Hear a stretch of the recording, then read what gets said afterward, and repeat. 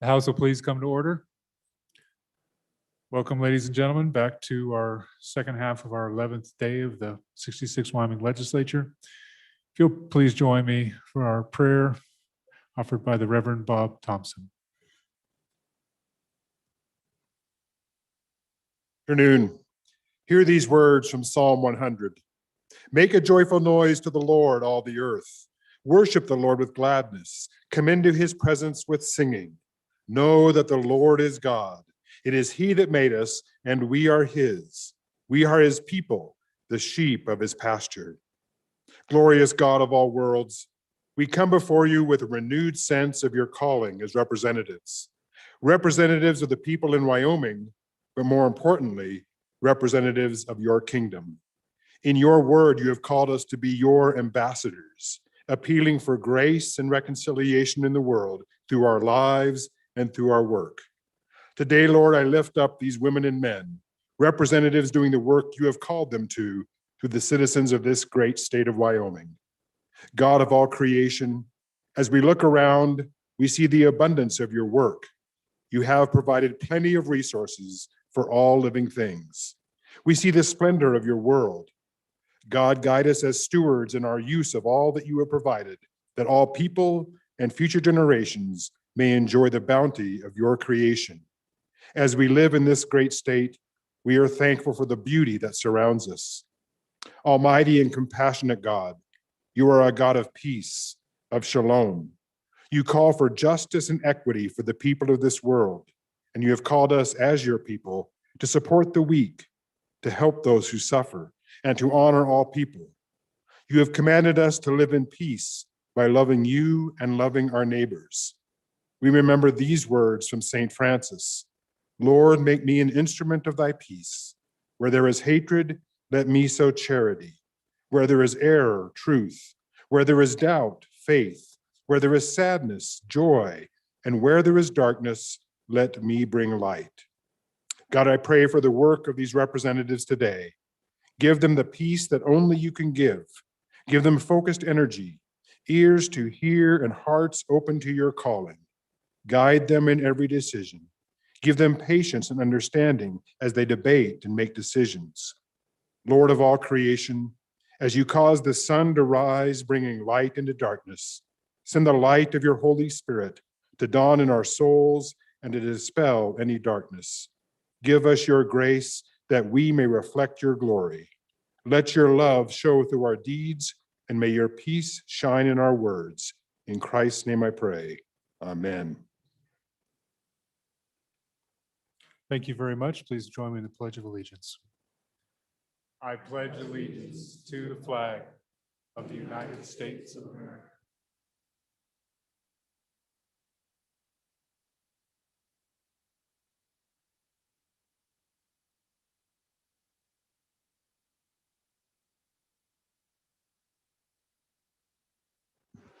Thank you very much, Reverend Thompson, for coming over this afternoon. We could have used you this morning too, but we're glad you got the second half of the day. Look forward to seeing you tomorrow. All right, members. As you probably know, and I kind of gave you some feedback or heads up this morning, we're going to go straight into second reading and then general file. So we have the bills we did on committee of the whole yesterday. So we're in that order of business on bills on second reading. The first bill for our consideration is House Bill 7. Air Ambulance Membership Organizations Regulation.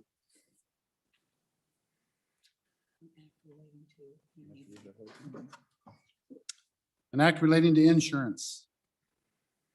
House Bill 7, having been read two separate times, the question is, shall the bill be read a third time? Hearing no objection, is so ordered. Next bill for our consideration is House Bill 19. Antique motor vehicles. An act relating to motor vehicles. We do have amendments. First amendment for our consideration is Representative Summers.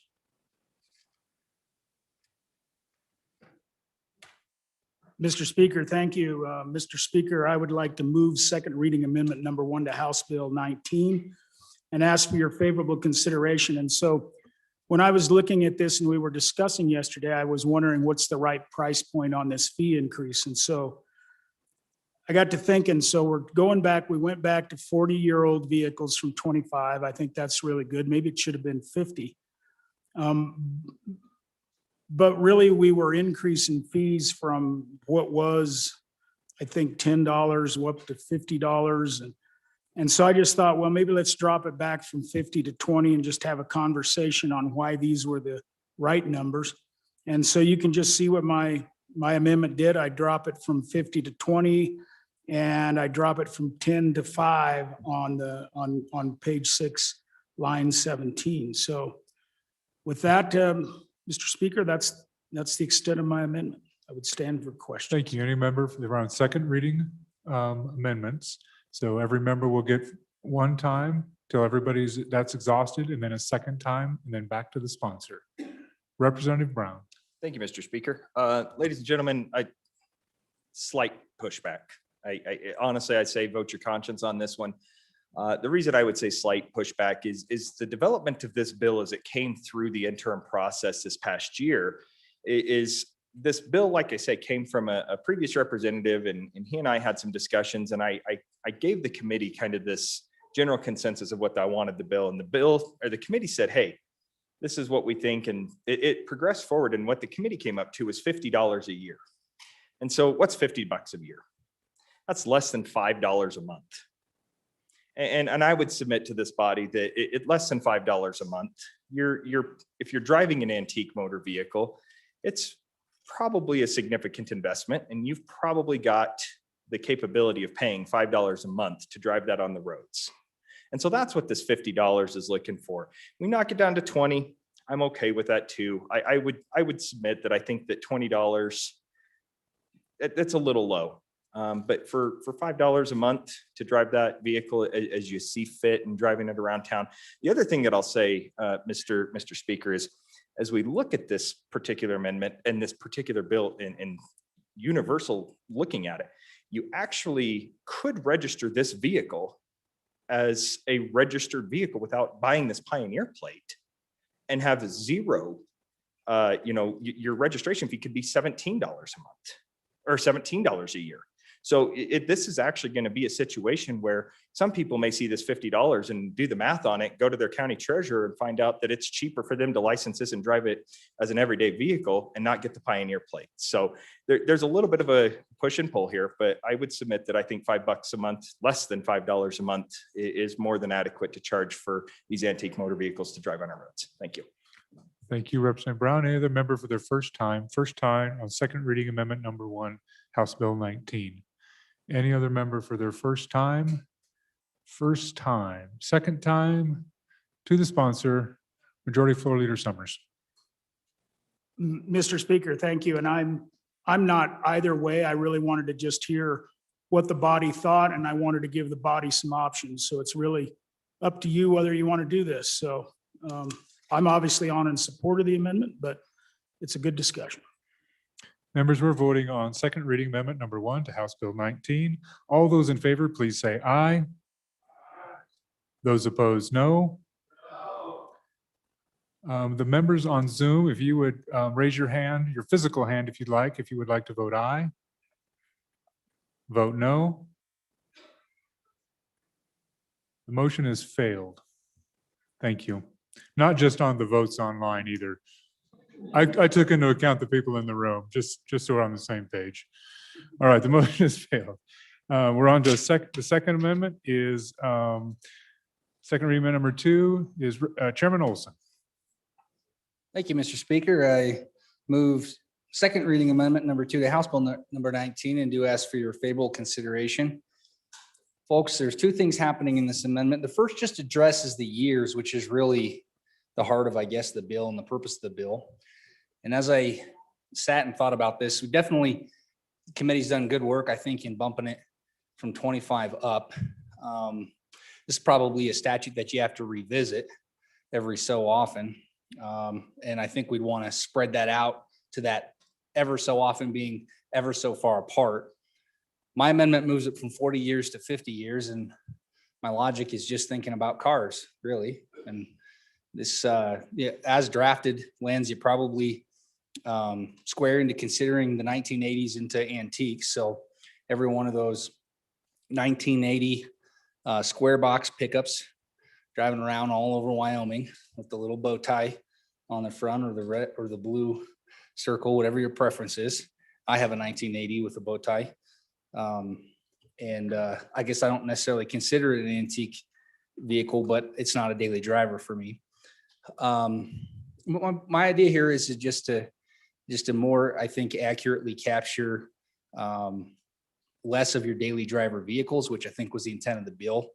Talked to the chairman of the good committee of transportation. He's okay with this. Talked to the former chairman of transportation. He thought it made good sense too. So that's the main part of the amendment. Probably more importantly, the second part of the amendment, which is a very important amendment. For those of you who have been in the chamber before, this is more of a in memoriam amendment for a once great and good legislator. So I'd be remiss if I didn't bring this amendment. For those of you that are new to the legislative body, that none of that might be relevant to you, but you're in Wyoming and you bleed brown and gold. So this is a good amendment. Simply adding the buck and horse and rider, the emblem of Wyoming, to the annual validation stickers of our Pioneer vehicles. Mr. Speaker, with that, I would certainly take any questions on this amendment. Thank you, Chairman Olson. Chairman Flitner, for your first time. Thank you, Mr. Speaker. And just to the bringer of the amendment with regard to the second component, did you speak to the department about what the cost might be to create that specialized sticker? Any other member for the first time? This is second reading amendment number 2, House Bill 19. Any other member for their first time? Any other member for their first time? Going second time before the sponsor, to the sponsor, Chairman Olson. Yeah, thank you, Mr. Speaker. So to answer the question of the good chairwoman of travel, I don't make it over to travel very often, Madam Chairman. I think some of these stickers are already produced in Wyoming. So I think that the validation sticker is already produced. So that sticker already exists. All we're doing is putting the buck and horse and rider on top of that validation sticker that's already going out. Some of these stickers in different areas of law already produced. So I imagine that it's pretty easy to copy. I did not speak with the department regarding the dollar figure or cent figure that I imagine would be imposed, but I would assume it would be it would be negligible. And if I'm incorrect on that, and you vote for this amendment to show your pride in Wyoming and display that beautiful buck and horse and rider on these stickers, then I'm sure they'll reach out to me or any one of us. And on third reading, we can tackle that dollar figure if we think it's worth it, but I think it's pretty negligible. So I'd ask for your support of the amendment and making a great bill even better. Mr. Speaker, thank you. Thank you, members. We're voting on second reading amendment number 2 to House Bill 19. All those in favor, please say aye. Those opposed say no. Would the folks online like to raise their hand for aye? And no. So the amendment has failed. Thank you. Division being called. All those in favor of the amendment number 2, House Bill 19, second reading amendment number 2 to House Bill 19, please rise. And if the folks online would just raise your yellow hands at the same time, if you're in favor of the amendment.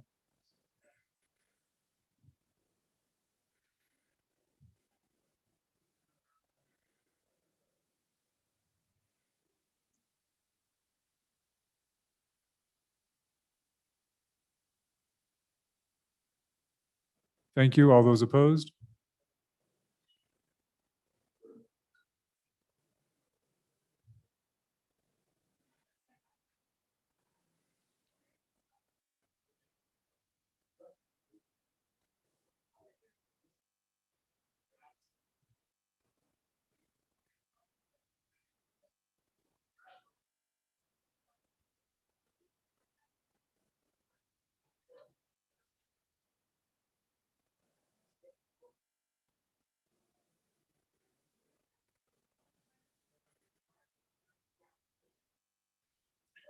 Thank you. The amendment has been adopted 34-20.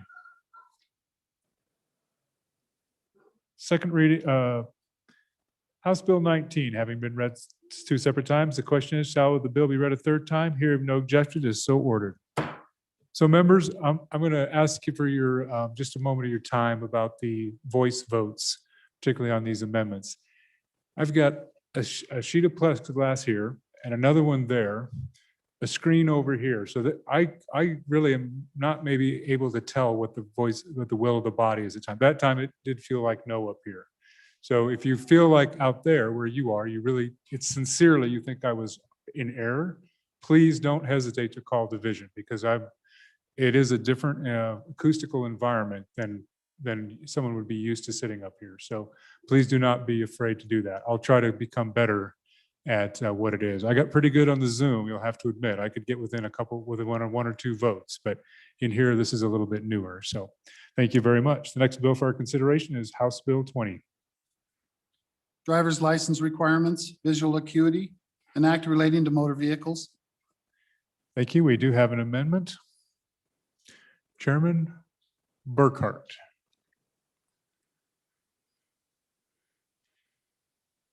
Chairman Burkhart, we're on House Bill 20.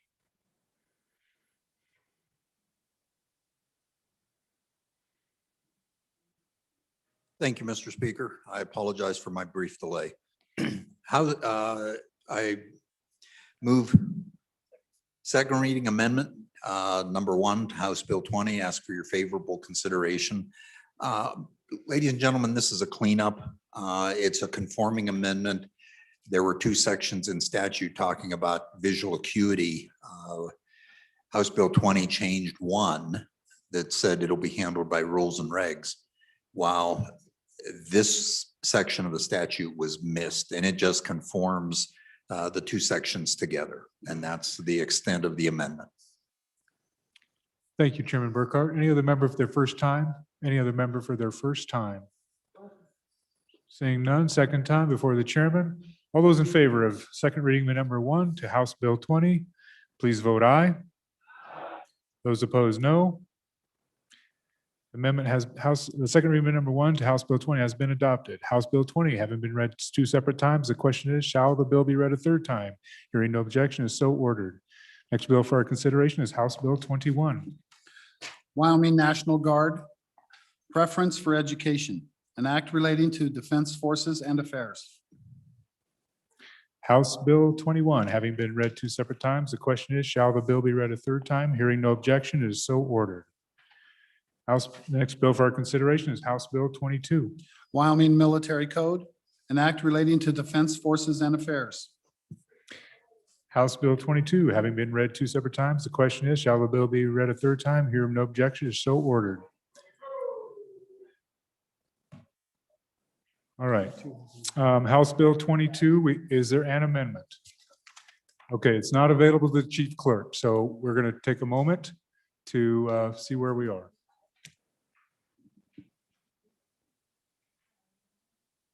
Okay, just a moment. It wasn't with the bill, so we're going to gather it.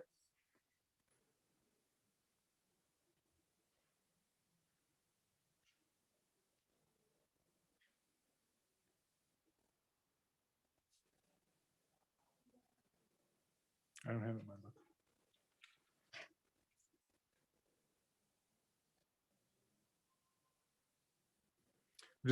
Just a moment, ladies and gentlemen, and we'll get a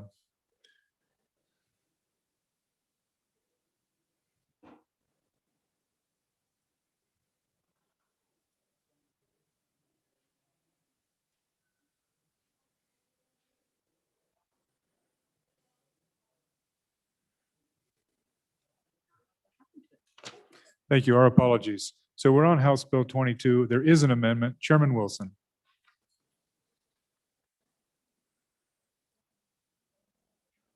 Chairman Wilson. Thank you. My apologies. Thank you, Mr.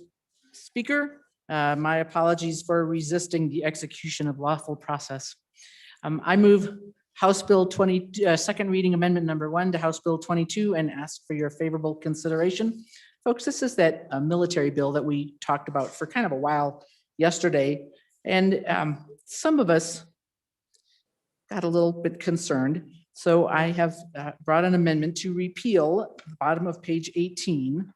So bottom of page 18 and top of page 19 is the bit where we said that we were moving from, it's an existing paragraph and we were just moving it to another place. But I decided, and a number of you agreed with me apparently, we didn't like the paragraph. This is the one that says, any member of the National Guard who resists or aids in resisting execution of lawful process or threatening insurrection and so on. Interestingly, as I did a little work with our attorneys, turns out that this is actually not part of the UCMJ. This was something that the legislature added 20 to 40 years ago. And you know what the legislature adds, the legislature can take away. I think 20 or 30 years ago, I mean, obviously some of these things are bad, helping people escape from custody. But, you know, in this day and age, hearing about the problems of resistance and insurrection, I hesitate to really put a felony conviction on a person for something that may be an interpretation. I understand from the military folks that there are other parts of the UCMJ they can use if there were truly a member who refused to follow an order or were committing crimes, obviously, that this paragraph is not necessary. And I would just feel a lot better without this paragraph. So I hope you will vote aye. Thank you. We are on second reading amendment number 1 to House Bill 22. Representative Stiver. Thank you, Mr. Speaker. On and against this amendment. Military members already swore an oath to uphold the Constitution of the United States, follow all orders. In an article, I believe it's 83 of the UCM Uniform Code of Military Justice, that is part of the Uniform Code of Military Justice. So on and against the amendment, please vote no. Thank you. Any other member for their first time? Representative Brown. Thank you, Mr. Speaker. On and against as well, ladies and gentlemen, and not for much of a different reason than the previous speaker just now, but really what you're looking at is something that has been in statute, and it's a safeguard, right? So what we're talking about here is if we have a uniformed member of our National Guard and their off time chooses to aid and abet and help in an insurrection, chooses to try to overthrow state government, county government, anything along those lines. I would think, and this is the interesting part about this particular bill in general, is this is the state of Wyoming's UCMJ. So we have the ability to say, if you're going to be a member of the the state of Wyoming National Guard, you're going to be subject to these rules. And this rule says that, hey, look, if you rise up and you're going against your government, you actually have an armed insurrection or anything along that line, we're going to charge you with a felony. If you're part of the military and you swore your oath to defend the Constitution of the state of Wyoming and this United States of America, I think you should be beholden to that. And this is just making sure that you're beholden to that. So on and against the amendment. Thank you. Thank you very much. Any other member for their first time? Any other member? Representative Hunt, and then the chairman of Judiciary. Representative Hunt, first time. Thank you, Mr. Speaker. First and second. Thank you. Representative Olson, Chairman Olson. Thank you, Mr. Speaker. So I decided to take a look at the federal code, 18 U.S. Code 2383, rebellion or insurrection, which tells us that whoever, not just a guards member or a non-guards member or civilian or whatever we want to categorize everyone as, whoever incites, engages, et cetera, in any rebellion or insurrection against the United States or any laws thereof, gives, aids, comforts, et cetera, is guilty of the crime of insurrection or rebellion. So I bring this statute up to the body because I wonder the necessity of having the additional felony in Wyoming law. Each and every one of us, regardless of whether we took an oath or not in the United States of America, are subject to the US code, and we're subject to these laws. And so we, as a civilian, if you were to engage in this activity, could be charged with a felony for insurrection. So I don't understand the necessity of having an additional felony placed on the guards member. And maybe I would pose that to the good committee without a good explanation as to why the guards member would receive 2 felonies, whereas I, as a civilian, would receive 1 felony. I would be curious, what is the logic in that? Is it the oath? Is it the oath that we just heard about? When the military member takes the oath, then they should be subject to 2 felonies as opposed to 1. So I think that's important for the committee to decide. If you're wrestling with the issue of whether a person should be held accountable for engaging in such activity, rest assured, it's already a law, it was already a felony. So I just asked the question on whether you really need 2 felonies. Thank you, Mr. Speaker. Thank you, Mr. Chairman. Any other member for their first time? Any other member for their first time? Representative Burt, for your first time. Thank you, Mr. Speaker. On the issue of a double felony within the UCMJ as well as the civilian code, former active duty myself, military members don't actually receive 2 felonies. It's like double punishment. So if they go up and they violate the code and the USMG is put forth and they go through court martial, when they receive that punishment, then that punishment is carried out within the military aspect itself. They don't then go through a civilian court and get heard through the same process. It's basically double punishment. So they would not receive 2 felonies on that.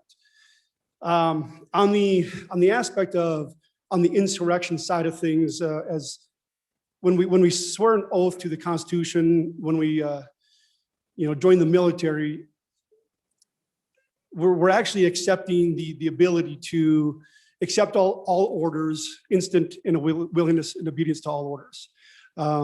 If you get to that point out there where you have, junior members that may not respect authority within the military standard, we could argue that they may or may not be, probably the most productive member of that organization, of that unit. But being able to, have that limit to where you can control what they can speak out, against a particular issue, it puts the unit back in control of that soldier. Here in the National Guard, I'm used to the active duty side of things, but on the National Guard of things, if we look at it as they're just here in Wyoming, but this would also carry through when they get active as well. So having the ability to, like I said, keep your units in line. When you get overseas into a particular incident where life and death matters, you want to be able to have the ability to keep your entire unit in check. Removing the insurrection side of it, could it be a slippery slope? We hope not. We believe our National Guardsmen and women are honorable in nature, but this does kind of meet that level of just kind of keeping things in perspective when it comes down to a time where it may be needed. So I'm on against the bill. Sorry, the amendment. Thank you very much. Any other member for their first time? Any other member for their first time? Any member for their second time? Representative Hunt. Thank you, Mr. Speaker. On and in support of the amendment. I think that, just with all due respect to the committee, it's keeping brought up that this is just a cleanup bill, and the language that this amendment aims to take out clearly adds a penalty to our statutes. And so I think that it goes beyond the scope. Yes, it does. I think it goes beyond the scope of simply being cleanup language. And so I just, what the good lawyer from here in the capital city has said, I too have concerns about about the potential impact that this is going to have. And so I don't like it. I think that it goes too far and it needs to be stricken from the bill. So on in support of the amendment. Thank you. Thank you very much. Any other member for their second time? We are on second time before the sponsor. Second time before the sponsor. Second time before the sponsor. To the sponsor, Chairman Wilson. Thank you, Mr. Speaker. Again, for the amendment. And I totally understand the need to have military members working in concert. Many of you know my husband is retired from the military. Both his brothers are retired from the military. My father-in-law was retired from the military. My son-in-law just came back and got out of the Marines. My dad, my grandfather, my family has served in the military all the way back to the French and Indian War. So I'm totally on board with that. However, what I am not on board with is the current environment in which we see attempts to control or check up on the off-duty behavior of people who, and I'll just use an example from a couple of months ago, whatever your opinion is, but a person in civilian clothes may drive back east and wave around a sign that says "Down with Stinky Butt." Is that inciting? Is that, encouraging people to resist? What's the definition of insurrection? I don't know. Who's going to say that these people are unacceptable and felons? I'm no longer comfortable with the judgment calls that go into this paragraph. Whereas 30 years ago, sure, fine, that's what we ought to do. But I'm no longer comfortable with the judgment calls that go into this paragraph, and I think we should do away with it because the military commanders have other tools at their disposal to make it happen in situations where it's truly necessary. So please vote aye. Thank you. Members, we're voting on second reading amendment number 1 to House Bill 22. All those in favor, please say aye. All those opposed, no. Division. I'm just going to call it from the chair. All those in favor of the amendment, please rise.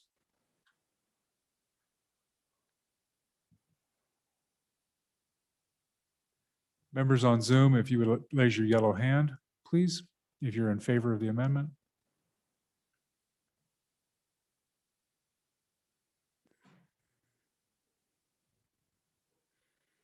Thank you. All those opposed?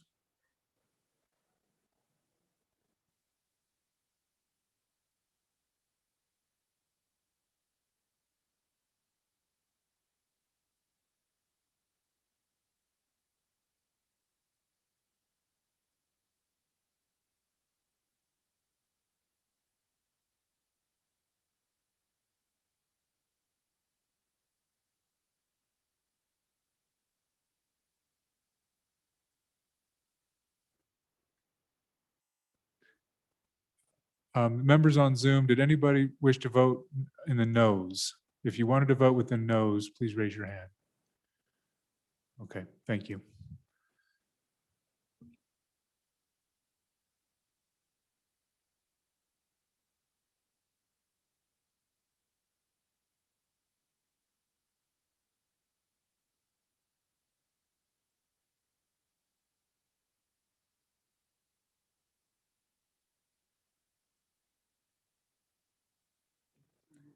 Yes, it is. So the vote is 28-28. So the amendment fails, did not have a majority. And so that's why we did a standing division, obviously. And it was 50-50 on the Zoom too, between two members. So is 50-50 in the House, 50-50 in the House, the amendment has failed. Thank you. House Bill 22 having been read 2 separate times. The question is, shall the bill be read a third time? Here, no objection, so ordered. Next bill for our consideration is House Bill 23. Highway safety, child restraints, an act relating to the child safety restraints. House Bill 23 having been read 2 separate times. The question is, shall the bill be read a third time? Here, no objection, is so ordered. Next bill for our consideration is House Bill 41. Interstate crowdfunding exemption amendments, an act relating to interstate crowdfunding. House Bill 41 having been read 2 separate times. The question is, shall the bill be read a third time? Here, no objection, is so ordered. Next bill for our consideration is House Bill 43. Digital assets amendments, an act relating to digital assets. House Bill 43, having been read two separate times. The question is, shall the bill be read a third time? Hearing no objection is so ordered.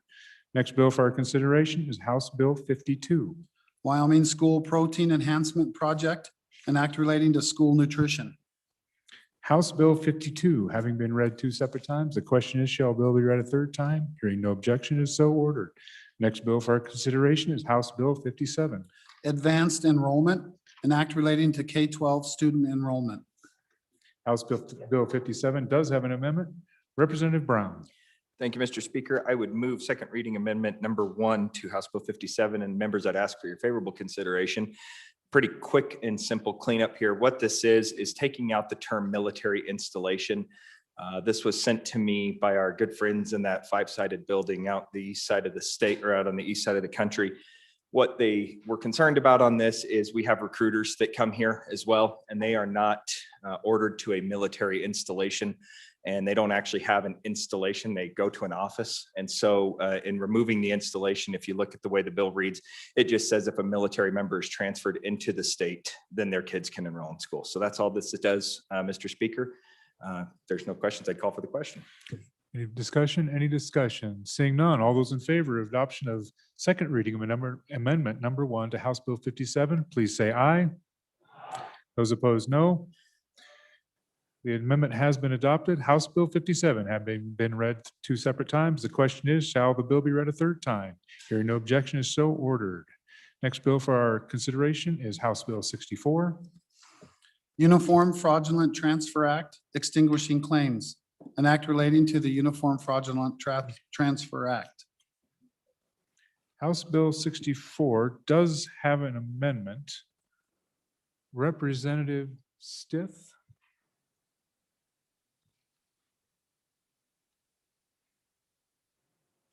Representative Stith, please proceed. Mr. Speaker, members, I bring you House Amendment on second reading number 1 to this House bill and ask for your favorable consideration. So what this amendment does is it deletes the portion of the bill that would give you a 90-day out. Because the way the original bill draft works is the original bill does two things. It first reduces the statute of limitations from 4 years to 2 years. But the second thing it does is that it says if you can reduce your statute of limitations down to 90 days if you are contributing your assets to a spendthrift trust or to an irrevocable trust. And for me, that's just a step too far, because what you're doing is you have the situation of someone who's relatively wealthy, drives their luxury vehicle, they're driving under the influence, they run the red light, they hurt somebody, that person goes to the hospital, they spend 3 months in physical therapy and occupational therapy getting back on their feet. In the meantime, the driver who is driving under the influence has put all of his assets into an irrevocable trust or to a spendthrift trust, put notice in the newspaper. The driver says, well, I don't really know they're going to sue me. No one said they're going to sue me, so I don't really know if they're a creditor of mine or not. In fact, I don't think I was drunk and I don't think I ran the red light, so I don't think this person is a creditor of mine at all. So I'm not going to send them notice because I don't have to, because I don't think they're a creditor of mine. You publish it in the newspaper, 90 days go by, and then when the victim gets out of their physical therapy, they go to their lawyer. Their lawyer says, great, you have 4 years to sue them for your personal injury, because you do. You still have the 4-year personal injury statute of limitations. But even if the lawyer files the lawsuit the next day, you can sue the driver, but the driver has put all of his assets into a trust that are going to be unreachable to satisfy any kind of claim or judgment that the victim might later obtain. So what this amendment does is it just deletes all that language. So I would ask for your favorable consideration. Thank you. Thank you very much. We are on House Bill 64, second reading amendment number 1. Any other member for their first time?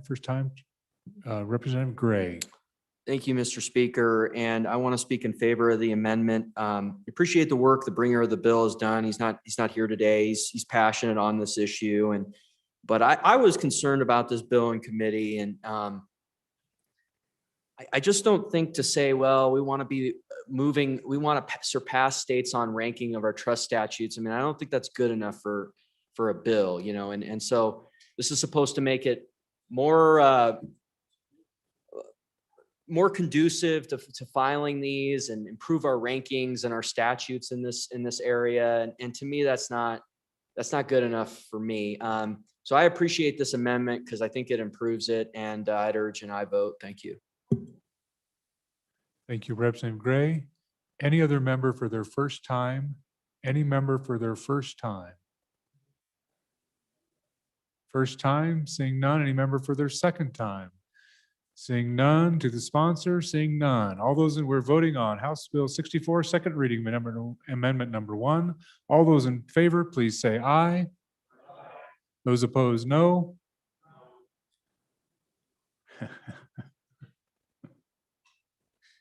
I'm going to try this again. All those in favor, please say aye. Aye. All those opposed, say no. No. All right. The motion has been adopted. The amendment has been adopted. House Bill 64 having been read 2 separate times. The question is, shall the bill be read a third time? Hearing no objection, it is so ordered. The next bill for our consideration is House Bill 68. Wyoming Statutory Foundation Act amendments. An act relating to the Wyoming Statutory Foundation Act. There is an amendment. Representative Craigo. Mr. Speaker, I move second reading amendment number 1 to House Bill 68 and ask for your favorable consideration. This is just a simple amendment to clean up the typo that in the bill that Chairman Greer referenced yesterday during the committee of the whole. The amendment simply changes the reference on page 8, line 5 from 1730-502 to 1730-501. And that's because under section 501B, a person cannot be a director and a protector of the same statutory foundation. And with that, I'd kindly ask for your consideration of the amendment. Thank you. Thank you. Any other any member for their first time? First time?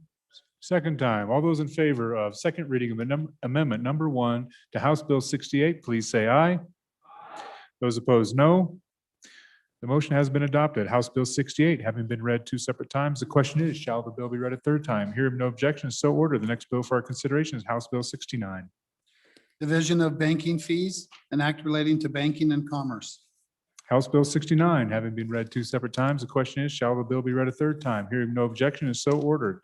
Next bill for our consideration is House Bill 75. Voter Fraud Prevention, an act relating to elections. House Bill 75 does have an amendment. Majority Floor Leader Summers. Mr. Speaker, thank you. I'd like to move second reading amendment number 1 to House Bill 75 and ask for your favorable consideration. So we had a good debate about this bill yesterday, and I just happened to have a bill in that committee.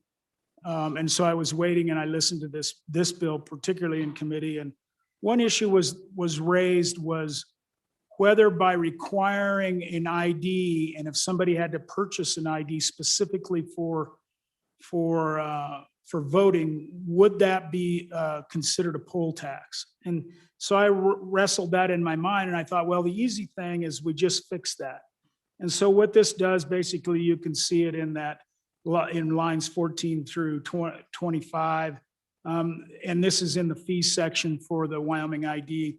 Is this fee shall be waived if the applicant requests an identification card that shall be used only for voter identification purposes. And really the whole poll tax comes out of the 24th Amendment to the U.S. Constitution in section 1, where it says the rights of citizens of the United States to vote in any primary or other election for president or vice president, for electors for president or vice president, or for senator or representatives in Congress shall not be denied or abridged by the United States or by any state by reason of failure to pay any poll tax or other tax. So this is just an attempt to, if somebody needs a ID, we're going to give them to it.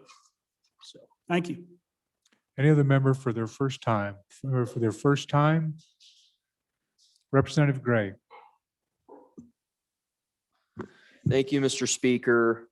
So appreciate the amendment. And, you know, on both of these amendments, the number one thing I've thought about this, and I hope my comments yesterday kind of brought this out. Number one thing is that we have voter ID, I think. And I do want it as strong as possible, but that's my perspective. So on each of these amendments, I've tried to facilitate the conversation. So we have a complete conversation, and then at the end or the start, I tell you where I'm at and why. And then it's on the body's conscience. So on this one, I do want to bring a couple points. I have a couple questions in the way this is drafted. I mean, how are they going to certify this, that it's for voting purposes? Are they just going to verbally tell the DOT attendant, and is it going to be at any time? Can someone come in right now or a year and a half from an election and say, hey, I want ID for voter purposes, therefore the fees waived? Is it going to be for the 6 months? If we did time limit it, then is that a constitutional issue? Is it any time? Are we going to require an affidavit? Should we clean this up on the next reading? I do have some questions that if the body does decide to move forward with this, how this would actually work. I mean, are we just going to leave it to the DOT rule? So I have some questions. And then on the actual issue, on the constitutionality issue, we did talk a little bit with LSO about this, and some states have waived the fee, some haven't. There's a number of states that have voter ID, and there's going to be more here over the ensuing months, which is, and those have been upheld, the ones that have not waived the fee, because it's reasonable. And I think this would be interpreted that way. Obviously, if there's a court case, I'm not going to predict 100% the way that would go, but that's the way it's gone in the past. And that was the conversation that I had with LSO on this issue, because it's reasonable and it's a very low amount. That being said, the one other question I had is, where is this going to come out of? So it's accredited out of the highway fund, I think. So what does that mean? Who's paying for it? That being said, I leave it to the body's conscience on this one. And, but I do have some questions on how it's going to work on the ground. Thank you. Any other member for their first time? Chairman Zwanitzer. Thank you, Mr. Speaker. I guess here's what I want the body to know, because I have some difficulty. What we did yesterday, and I'll apologize, the good majority floor leader got his amendment before my amendment in. But what we did yesterday is take out really any good option for somebody who has moved here in the last, let's say, 2 years to be able to vote, right? We basically said you can't have a foreign driver's license from another state. So if you move here and you say, hey, I want to vote, I've been living here a year, I never got my driver's license from Wyoming, well, you better have, I guess, a passport or a Native American card or a valid Medicaid insurance card, because otherwise, what are your options? You just don't get to vote for a year. So at least under this amendment, you are, I guess, now allowed to go down and say, apparently I'm not allowed to vote without some type of Wyoming identification. So please, YDOT, issue me a Wyoming identification card so I can go vote today or next week instead of have to not be able to vote. So I guess I'm speaking in favor of the amendment right now. Perhaps if the next amendment passes, this won't be a problem and I can take out that amendment on third reading. But I guess to be safe, for what we did yesterday, taking out other valid forms of ID, it makes complete sense that we are going to have to run to our Department of Transportation, and people will have to ask for an immediate identification card for the purposes of voting. And it would be a poll tax under the 24th Amendment in making them do that, in my opinion. And I would think any court of competent jurisdiction would say the same thing. We've given people no options who don't have a valid Wyoming driver's license or passport to be able to vote in Wyoming. That isn't a poll tax. So in favor of the amendment at this time, and would ask you to support it. Thank you. Any member for their first time? Representative Stiver. Thank you, Mr. Chairman. Question I have is it already in statute that in 30 days of moving to Wyoming, you're supposed to have a Wyoming driver's license? So why would somebody be here a year and not have the driver's license? Thank you. Any other member for their first time? Member for their first time? Representative Larson Lloyd. Mr. Chairman, I think the answer to that is because, for whatever reason, they didn't get a driver's license, but should that exempt them from that? So it may be in violation of law, but it still happens. So I don't think that negates the intent of what we're trying to do here. Thank you, Mr. Chairman. Thank you very much. Any other member for their first time? We are on second reading amendment number 1 to House Bill 75. Member for their, oh, I'm sorry, Representative Ottman.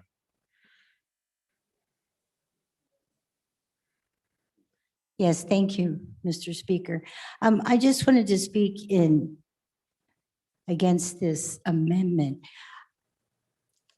Like the other representatives said, you are required by law to get a driver's license within 30 days. Although that doesn't have a lot to do with identification, it does show that you are part of this state, therefore concerned, and also would probably want to vote. The other thing is if you didn't want to get a driver's license, Roman numeral 3 says a Wyoming identification card issued under statute 318101. So you could go get a valid ID card without having to go get your driver's license. Thank you. Thank you very much. I'll just make a note to the members as you are testifying at these microphones. Take a look at the screen, because if you're waiting to be the next testifier, very close to the one who is testifying, you may be in the shot. And you may be doing something or making some gesture or something that you may not want the entire world to see. I just throw that out there. Chairman Wilson is not doing anything untoward, but I have been very close to cautioning a couple of folks in the middle of testimony about maybe they want to step outside of the camera view. Just step away from the camera view. So with that, Chairman Wilson, thank you for not doing anything untoward, and please enter the debate. Thank you, Mr. Speaker. Certainly having a mask over your face prevents you from sticking your finger up your nose. So, Mr. Speaker, I would remind the body that there are many reasons a person might not have a driver's license within 30 days. You might be blind. You might have a seizure disorder. Maybe you're afraid of cars. Maybe you only have a horse. So not everybody would have a driver's license. Just a little reminder there. All right, any other member for their first time? We are on second reading amendment number 1 to House Bill 75. Any other member for the first time? First time, Representative Newsom, and then Obermuller. Representative Newsom. Thank you, Mr. Speaker. In looking at the website of those that do have our driver's licenses, you have 1 year from the time that you claim residency in the state to change your driver's license. So it is a 1 year, not a 30-day restriction. Thank you. Representative Obermuller for your first time. Thank you, Mr. Chairman. My comment is similar to the last comment. I got word from a local official that they allow people to use their driver's licenses from other states until that license expires. So there's a lot of confusion over this particular issue that we'll probably have to work out in a third reading. Thank you. Thank you. Any other member for their first time? First time. Representative Duncan, thank you. Thank you, Mr. Speaker. I just want to make sure I'm on and for the amendment. I just want to make sure that people remember we need to make sure that there's not any confusion or any conflict from when you register to vote versus when we use our ID to vote, because we need to be consistent between those things. We don't want to lose the bill and the greater good of the idea of what we're doing over this part, because we have these election officials who are there at the polls who are going to be looking at the different types of IDs. Those different types of IDs need to match those that are accepted as our ways to register to vote. So whatever we do, we have to make sure we're consistent between those two different places, because if we're not, that's where we're going to start having errors, we're going to start having inconsistencies, and we're going to start having some difficulties.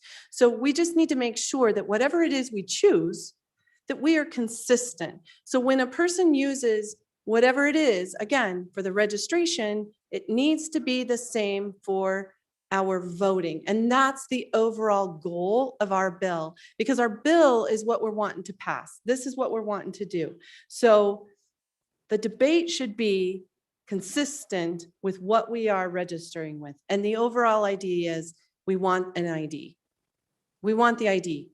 So let's move forward with, let's make the best effort of our bill. It's suffered 3 times trying to get here, and I don't want to lose this over a small part. Thanks. Thank you, members. We're on second reading, amendment number 1, House Bill 75. Any other member for their first time? For their first time.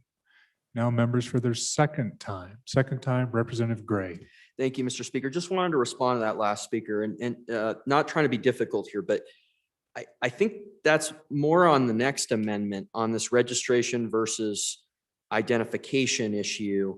But on that point, because we've gotten emails on it, I think it is important to note, and I did say this yesterday, want to make sure to say it again, is that the registration is by rule, okay? And the Secretary of State just met with him and also had the member from House District 21 who came with me. So, he was there too. And he confirmed once again that after this hopefully passes, we're going to square up the registration rule with the identification statute. And if we want to at some point put registration into statute, what's in that, we could do that as well. But we decided with the Secretary of State's office that for ID, it was better to put that into statute. But there's not going to be a bifurcation when this is over, once we come up with what the definition is. So I just want to put that out there because we've received 2 emails, or I've received 2, one from the association, one from, and first thing I did, after what happened yesterday was try to call them. We didn't have communication with the association. So we're going to do that here in the afternoon. So we're continuing to maintain that communication. And I think this issue of registration versus ID, again, it's going to be. Representative, let's actually stick to the amendment. Okay. Let's do that, please. All right. Well, On the I was amendment. responding to the last point. So thank you. Thank you. My apologies. But we are on an amendment, second reading number 1. Any other member for their second time on the amendment? On the amendment, Chairman Zwanitzer. Thanks, Mr. Speaker. So the question, I think, before us, so we're talking about identification. If you look at page 2, top of the bill, you could have already registered to vote. Everything's good. You've done that. You've called. When you go vote, you have to provide some type of identification, and you have to provide a driver's license or ID card, passport, military card, etc. If you don't have one, you're not allowed to vote unless you get one of these on page 2, forms of identification. The question becomes, I've done everything right. I have my utility bills. I have my property tax rolls.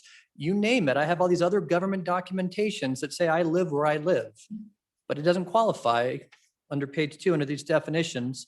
So what is my remedy to be able to vote and not be disenfranchised? I am forced to either go get a Wyoming driver's license and pay, I think it's $30 to $40, depending right now, or at least I'm forced to go get a tribal or could do that, I guess, forced to get some type of Wyoming identification card where you are truly doing it just to be able to vote because we've given you no other immediate remedy. The question before you, is that a poll tax that violates the 24th Amendment of the US Constitution? I have to say yes.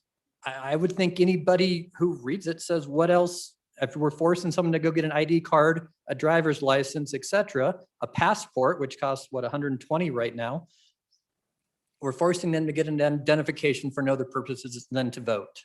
So to be in compliance with the Constitution, I think we have to make sure that if you go and claim we're doing this only to be able to vote, you shouldn't be able to be charged. Because right now, I mean, I read all the election law stuff out there. There's many states pursuing bills like this, and there's many people on the other side who are very unhappy about it, who are in a very litigious mood, shall we say, who are more than happy to find a loophole or find an inconsistency and say, what the heck, you've disenfranchised me, you violated the US Constitution, you get to sue under federal law.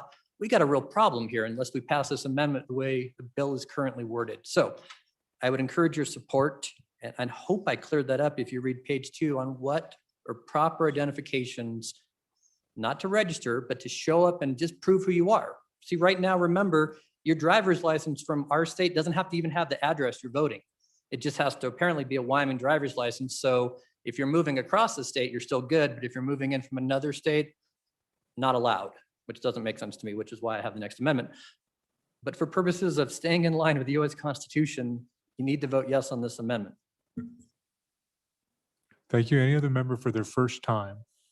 There's a dozen of you that could go for your first time or second time. Any other member for the second time? Any other member for the second time? Seeing none, to the sponsor, Representative Summers. Mr. Speaker, thank you, and a lot of great debate. First to the question by the bringer of the bill, and I really want to commend the bringer of the bill for working with everybody to get a good bill. I fully believe that this would be in rule and regulation. If you want to tack down every little gnat of it in statute, then we'd have to have a third reading amendment. But otherwise, it would be by rule of the department on how they implemented this, which frankly provides more flexibility.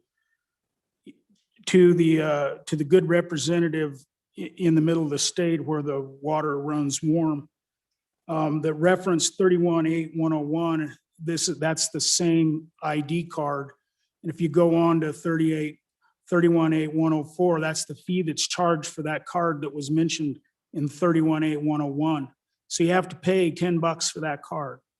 There's a myriad of reasons why an individual may not have a driver's license or any other ID. And if we want them to have an ID to vote, which I think is a fair thing, then we ought to provide that ID if they do not have another.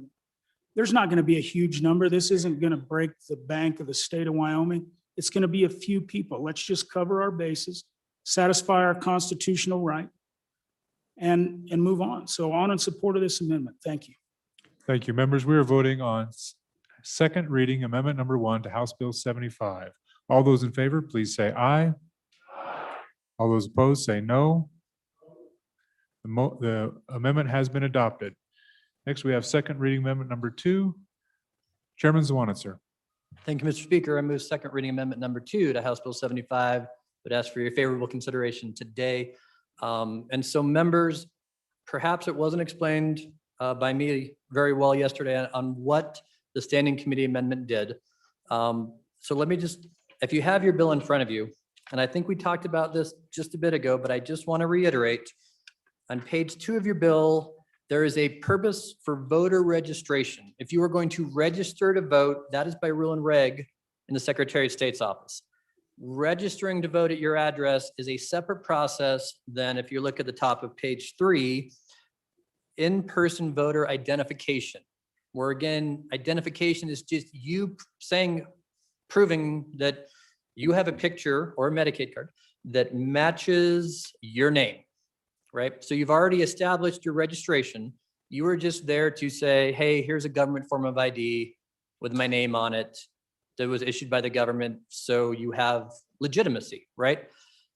So the county clerks of our state have done the research, and it turns out that roughly 19% of the people in Wyoming who go in for identification purposes have an out-of-state ID. And whether that's right or wrong, that's basically 1 out of every 5 people who are voting in our state last election do not use their Wyoming driver's license. I don't think it's a good idea to disenfranchise that many people, even if they are not abiding by the current laws of the state and should be immediately getting a valid Wyoming driver's license or identification card. I think I made the argument yesterday, they're not even making sure your address on your driver's license matches the address on your voter roll, right? It could totally say, hey, I moved into that house 6 months ago. I still have a Wyoming driver's license. I didn't get it changed. The election judges can't be like, oh no, you don't count, because this section is for identification only. So the 2 parts of the amendment again are 1, out-of-state driver's licenses, and it's the language of HAVA, the Help America Vote Act that we talked about, passed in 2002. I was on that task force way back when, that establishes that it's out-of-state driver's licenses and includes the language in the federal HAVA Act about our protectorates like Puerto Rico, Guam, et cetera, that they count for identification purposes under US law. The second part is obviously the education component of high school or college or University of Wyoming identification cards. I sent you the email. You were sent an email, I believe, last night from your association that represents county clerks, talking about how at least at our university and our community colleges, you have to have government identification to get a card. And I know we were concerned about foreign nationals somehow registering to vote, and then they would face felonies. And so if somebody wanted to divide this amendment, I'm certainly more concerned philosophically about the out-of-state driver's licenses, since the evidence shows that 1 out of 5 people are using that for ID purposes. I just think it's a good idea to get young people to vote, and anything that makes that easier, I'm generally a proponent of. So I put both of these provisions back in the standing committee amendment. So I know we had the discussion yesterday. I hate to be that guy that brings it back and makes us do it again, but I really do think it's important when we're just talking about ID and not talking about registration, just saying, hey, here's who I am. You put that out there, and the biggest problem you're going to face is if somebody else on the ballot has already claimed your name, right? You're just saying, hey, that's me. Look, it's my name. And if they say, oh, that person already voted, the bells and the alarms go off right then, right? We had an incident in the Mother County, right, where somebody came in and they said, oh, you already voted. And there's a 20-minute, alarm bells ringing. And then they realized that person had requested an absentee ballot, right? The absentee ballot was sent to them. They came in, didn't fill it out. They came in to vote in person. County clerk quickly caught it, right? And so that was somehow an incident of we could have had a fraud, but in reality, it was this is exactly how the system works to prevent any type of fraud from happening. We had another instance up in one of our northern counties where a person said, oh, I was really close to fraud because they got in there, gave their name, and they said, oh, somebody with that name already voted. It was a small hullabaloo for about 30 minutes. The guy had failed to admit that his son had the exact same name as Junior, and that's what happened, right? So there are some clerical mistakes that do happen, which is far different than people who are intentionally going to defraud to vote.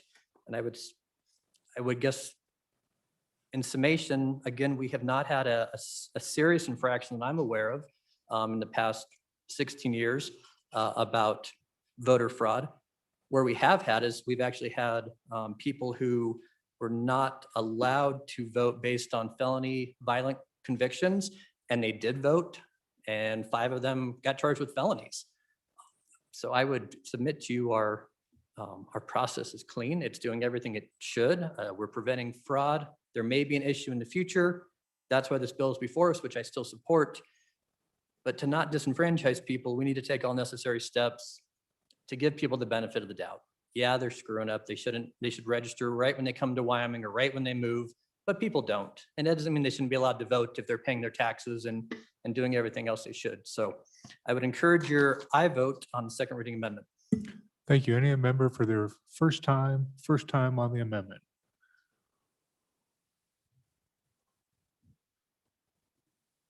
First time, Representative Simpson.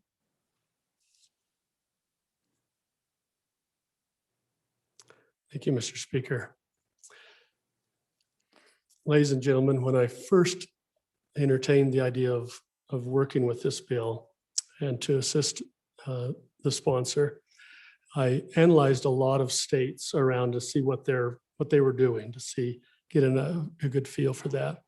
I was interested in a few of the states on the East Coast that had a huge laundry list of potential voter identifications they could use. And I was surprised at that. Why such a long list when really our objective is to make sure that every resident in the state of Wyoming has an opportunity to vote? That was imperative. Everyone needs to vote. So we started listing out the forms of identification, and we determined that this list, the short list, was all encompassing. For the person that moves here for a year or two and doesn't get a driver's license, they can always go get this Wyoming identification card. It's that simple. If they really want to vote, everyone, I believe everyone with our short list can vote. The problem with adding these things that have been added in this amendment is that it just complicates things for our election judges. They're going to see IDs they've never seen before in their life, and they have no idea whether it's legitimate or not. I would like you to envision something that could happen in the future, because that's what we're talking about is future events. We're trying to protect voter fraud in future events. I want you to envision the time when Wyoming has an election that the issues are very, very important and very divided. We have 50% of the state that feels strongly and 50% that feels strongly the other way. And it's going to be a close election. We could have people from across the border, let's say, for example, our state to the south, that felt really strongly about that election, even to the potential that there would be constitutional amendments in that election. And with social media, it is not difficult to rally up any fanatics, left or right, that just wants to just join in and come across the state line on the day of the election. They could register with their out-of-state driver's license using their grandmother's address here in town, and 10 minutes later, vote and drive back across the border. That's what we're trying to avoid here. Everyone can get one of these forms of ID with time and persuasion. If they really want to vote, we're covered. You're getting probably the same emails that I'm receiving. And that is, let's keep this bill very simple and straightforward and not complicated with amendments. I urge you to vote no on this amendment. Thank you. Thank you. Vice Chairman Larson for your first time. And then members, we're going to go to Representative Sherwood, who's joining us virtually after Representative Larson. So I'm just queuing you up, Representative Sherwood. Representative Larson, please proceed. Thank you, Mr. Chairman. And Mr. Chairman, I think that my good colleague from the Land of Stars, who has really tall snowdrifts going up his driveway right now, brings out a really good point when he illustrates the impact this bill would have on our election judges, those individuals who are required to oversee elections, voter ID, voter fraud in our elections, and while yet maintaining the ability to allow everybody to vote. Yet the one association who can't talk here on the floor today are those people who oversee the elections. And they're the ones that have sent us an email and saying, whoa, time out, you've got it wrong. We've said we would support this bill and could accept this bill if you would allow fixing by using out-of-state driver's licenses, fixing the tribal ID, which we did yesterday, and using Wyoming college IDs. Three things: not a multitude, not a corpusconia of various type of IDs. Three, because they would like it to keep it consistent with what we use to register. Three more things. We took care of one yesterday, these other two. They're the ones that have to administer the law. They're the ones that are implying it. So if that's really important to us, perhaps I might implore you to listen to them, accept this amendment and pass it, and then we move forward. I'm in favor of voter ID. I'm okay with it, but I think it has to be practical as well. And so I'd encourage your vote on this amendment. Thank you. Representative Sherwood, if you would unmute and testify for the first time virtually in the Wyoming House of Representatives, go ahead, please. Hello, I am on and for this amendment. I will reiterate the language used by the good Vice Chair of Minerals in previous testimony. Consistency. Let us be consistent so voters know what to expect. Let us be consistent so those working the polls and administering them know what to expect. I ask for the body's favorable consideration of the amendment and encourage us to lean on the wisdom and experience of our county clerks. This amendment provides clarification by aligning the forms of identification used to register voters and allows the same list as acceptable forms of identification at the polls. For consistency's sake, photo identification cards from institutions of higher education and driver's licenses from any state should be acceptable ways to verify proof of identification. This amendment provides cleanup that will make it easier for our clerks and election officers to do their job with consistency. Thank you for your consideration. Thank you, Representative Sherwood. We're going to figure out why you got twice as much volume as the rest of us, but and maybe it's because you're on the other side of the mountain, but thank you for that. Any other member for their first time, but we do appreciate your testimony. Representative Summers, Majority Leader Summers. Mr. Speaker, on and support of the amendment. And I too am looking at the document we were sent, and these documents are currently used in Wyoming for voter registration purposes.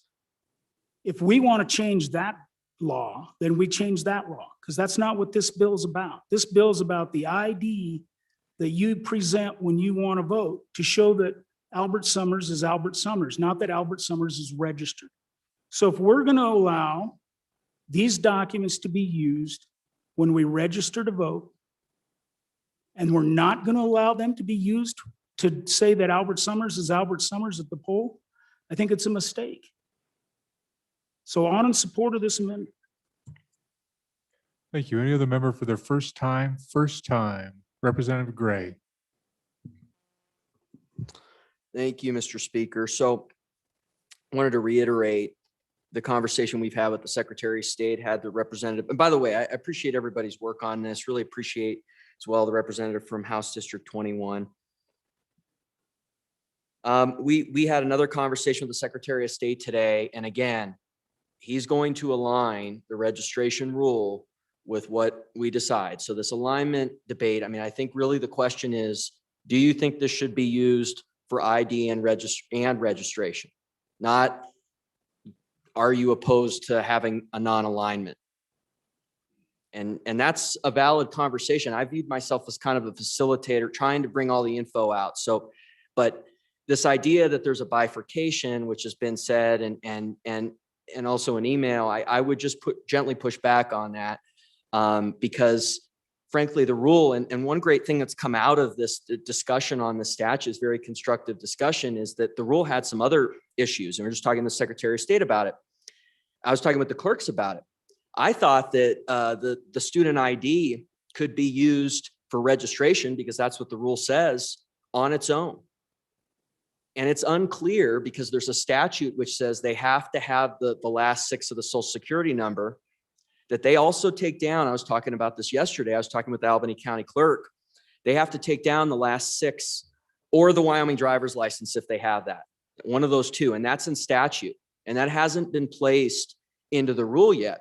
So what I had read in the rule when I was studying this rule, which I gotten to know a lot the last few years, I asked, why isn't that there? And it's because they haven't updated it. So there's other things in this rule that need to be updated. It's not what's happening on the ground, but I just want to put that out there. And again, I think the bill is the most important thing, but I do think this amendment, if you vote no, but vote your conscience. But I do want to say again on this bifurcation issue, this argument, the intention that has been reiterated many times is to align the rule with the statute that is eventually passed. Thank you very much. Appreciate your time. Thank you. So members, and I know it's been brought up several times out of conversations, and we're referring to interest groups, et cetera. What we do is what matters. What other people do in response to that, whether they're elected officials or elsewhere, and we don't have direct control of that. So let's be cautious about bringing other folks and what actions they might take in response to us into this conversation, because they have their own process to go through that. We're not tying them with our process, at least in this context. So let's be cautious about that. I think we have Representative Clausen for your first time.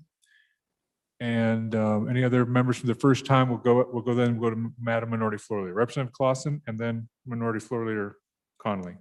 Thank you, Mr. Speaker. So on and for the amendment, we have looked at this issue several times in the interim, and everybody says this is very simple, but it is not very simple. So you have federal law that plays into this. It's called HAVA, Help America Vote Act. If you disenfranchise voters, the federal government comes in and takes over your elections. This is not a super simple thing. You need the people that take care of these things to weigh in because it's complex. There are a lot of moving pieces that you don't realize. We've looked at this several times in the interim. This is an important piece. You cannot disenfranchise voters, or there are consequences to the state of Wyoming that have different intentions than I think we are looking for. Thank you, Mr. Speaker. Thank you. Madam Minority Floor Leader Conley, first time. Thank you, Mr. Speaker. On and in favor of the amendment. Friends, I want to just give some personal examples regarding these two elements. I moved to this great state 29 years ago, 1992. I moved in August. I came from New York State, and in New York, you vote every year. In fact, you vote at least twice a year for the primary and general, and often a third time. I have voted 2 or 3 times a year, every year since I was 18. When I moved here in August, it was one of the first things I did. I went to register to vote. I brought with me my New York State license and my utility bill. I voted in November. I have voted every year since then. I didn't get a new license for quite a while. I've been here for 29 years. This is my home. I made it my home when I committed to a job at the University of Wyoming. It's exactly what we want people to do. We want them to come to Wyoming, commit, and make Wyoming their home, and to be involved. I was welcomed. That's what we want. Similarly, with UW students and our community college students, we have programs that are encouraging and recruiting them from contiguous states as well as elsewhere. I know those students. Many of them come without cars, right? In fact, we don't even want them driving when they're freshmen and sophomores. We want them to take Wyoming government their first semester. And I can assure you, they are encouraged to vote. They are encouraged to make Wyoming their home, and we want them to stay. Their UW, as you had seen in one of the emails, how you get your UW ID requires a tremendous amount of identification to show who you are. So on and in favor of this amendment, it's exactly who we want to be in terms of recruitment to this state. Thank you. Thank you. Any other member for their first time? Members for their first time? Members for their first time? Representative Knapp for your first time. Thank you, Mr. Speaker. On and against the amendment. I go back to the original title of the bill, which included the word fraud in it. So far we've determined you can use a driver's license as a valid form. You can use a Wyoming ID card now, which will end up being free. And now we talk about student IDs. My concern is pretty soon we'll offer free tuition because this is a poll tax. Voting is both a right and a privilege. And I think that it's time we teach our students that there are boundaries and there are rules. To drive a car, you need a driver's license. To vote, you need a valid form of official government ID. It's not hard to get. And we talked about how a student ID requires quite a bit to get a student ID to show that you're a resident or to show that you're a valid person with a driver's license or an ID. So I think the looser you make rules, the more chance there is for fraud. We've seen it in other states where people do impersonate another person to vote, and people do go to the polls and find out they've already voted. So on and against the amendment. Thank you. Any other member for their first time? First time. First time. Any member for their second time? Any member for their second time? Members for their second time before the sponsor, to the sponsor, Chairman Zwanitzer. No, thank you, Mr. Speaker. I did just want to address one point, and it was this example of nefarious activity coming across the border. And I mean, it could truly be a legitimate concern, but I want to make sure the members understand how secure the voter ID and we call the WIO-Reg system is, right? You register to vote, or you go to vote, your information is cross-checked with the DMV, it's cross-checked with the Department of Health, it's cross-checked with the Department of Corrections to make sure you don't have a violent felony. And Wyoming is one of the first states to subscribe to, I can't remember what it's officially called, but it's the way of doing our driver's licenses in line with federal guidelines. So two things, this idea about having a fake ID, right? Any bar in town or you go to here, you can scan and make sure it's a legitimate ID from another state. And if the county clerks had to, have a system, if they were unsure, it's pretty low cost to get one of those ID scanners that says this is not a fake ID. The Real ID Act is what it was called that we subscribe to. And so it's really much more difficult in the last 6 years than you would think to fake an ID. But the other part of that is if someone were to commit this and say, hey, I'm going to move to Wyoming for a day or two, which legitimately could happen, they do cross-check in other states' voter databases to ensure that you can't vote in that other state. So that person would be forfeiting their right to vote in another state or in another county in Wyoming if it was within the state, if they did engage in that activity where somebody was so excited about coming into our state and voting in one of our elections that they would give up that right in what I would argue are probably 7 more political battleground states around us than the state we live in currently. So it's a valid concern, but I did want to make sure you can't vote twice across state lines. There's a whole lot of protections in place behind the scenes. And there's a whole lot of protections in place within Wyoming and our WIO-Reg system in real-time data that we ensure you are who you say you are. Anytime they can't immediately identify that you are who you say you are, they ask for the last 4 digits of your social security, not 6, because you throw a 520 on that. If you're from Wyoming, you'd know a social. So in those spots where they can't immediately verify, they do write down those last 4, and then they can run it through the system. And if they can't do that immediately, they will give you a provisional ballot, and they'll say, hey, we're not going to count this until we can verify your identity.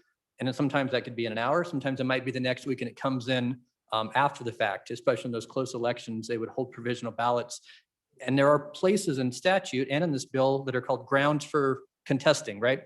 If you lost an election by a vote or 2 or 5, and you went and said, hey, how many provisional ballots were cast? What were the reasons they were provisional ballots? Why were they bounced? How long did it take you to verify? You can contest those and challenge it, and we have a court process to engage in that. So the message I want to leave you with is there's a whole lot of security in our election system right now in Wyoming, which we all appreciate.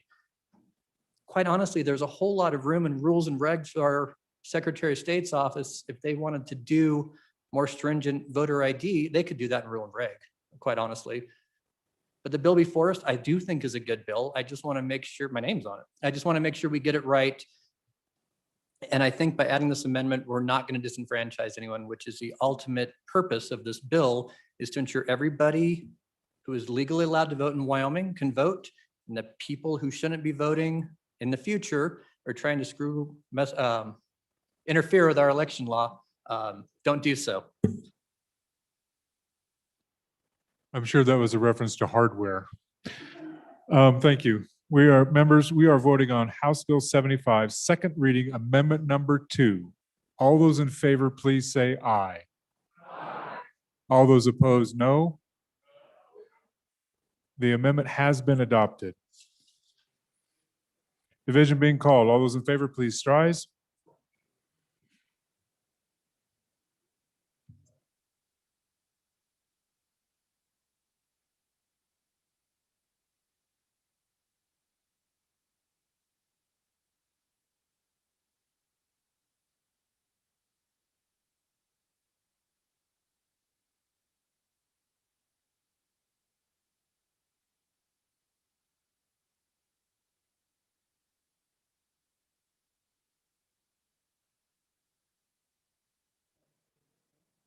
Those opposed?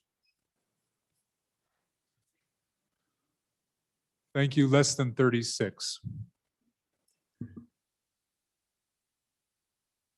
House Bill 7, so the motion is adopted. House Bill 75, having been read two separate times, the question is, shall the bill be read a third time? Hearing no objection, is so ordered.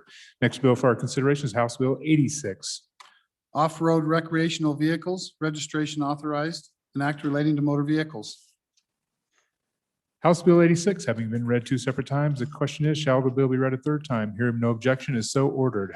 Next bill for our consideration is House Bill 91. Removal of unenforceable property covenances, an act relating to real property and conveyances. There is an amendment. Representative Craigo. Thank you, Mr. Speaker. I move second reading amendment number 1 to House Bill 91 and ask for your favorable consideration.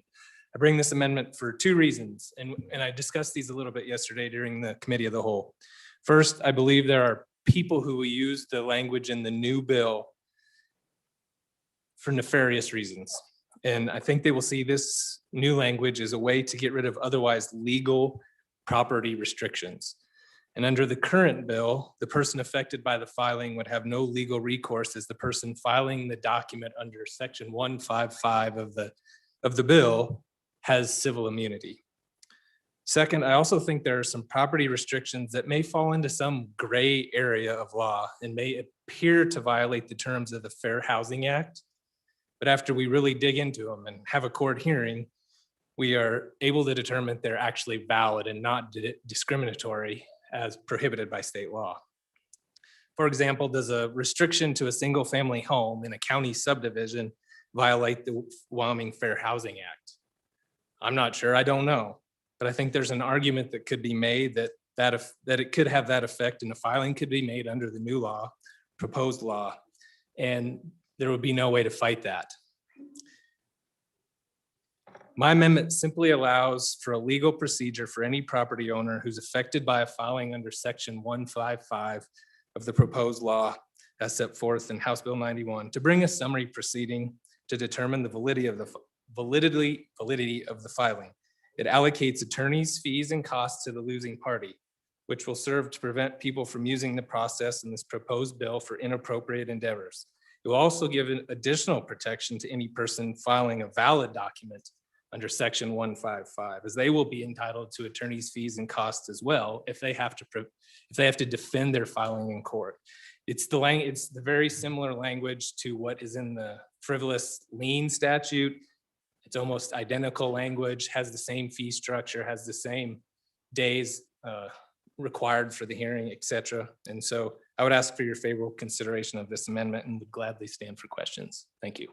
Thank you very much. For your first time, Vice Chairman Duncan. Thank you, Mr. Speaker.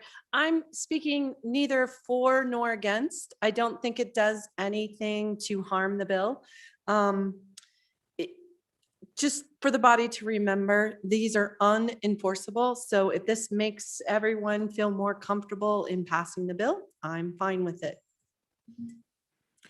Thank you. Representative Stith for your first time. Mr. Speaker, on and for the amendment, it's analogous to the false lien statute that we have.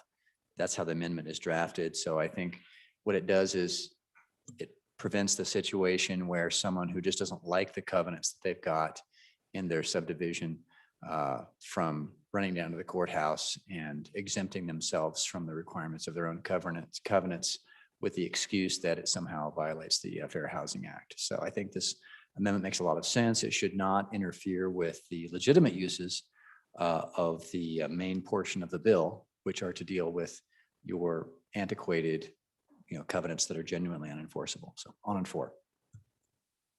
Thank you very much. Any other member for their first time? Any member for their first time? Seeing none, second time before the sponsor, second time to the sponsor. Representative Craigo. Thank you, Mr. Speaker. I have nothing further to add and I would ask for an aye vote on the amendment. Thank you. Members, we're voting on second reading amendment number 1 to House Bill 91. All those in favor, please say aye. All those opposed, no. The amendment has been adopted. House Bill 91 having been read two separate times. The question is, shall the bill be read a third time? Hearing no objection is so ordered. Next, excuse me, bill for our consideration is House Bill 107. Retirement System, Efficient Disbursement Method, an act relating to the state retirement system.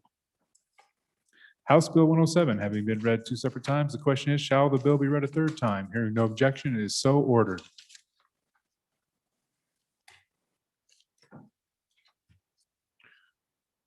All right, Mr. Majority Floor Leader. Chief Clerk, do we have any other business messages from the Senate or anything we need to take care of?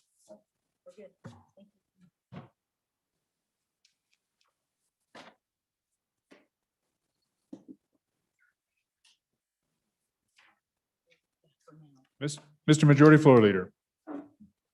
Mr. Speaker, I move that the House resolve itself into committee of the whole. You've heard the motion of the Majority Floor Leader. All of those in favor, please say aye. All those opposed, no. The motion carries. Representative Crago.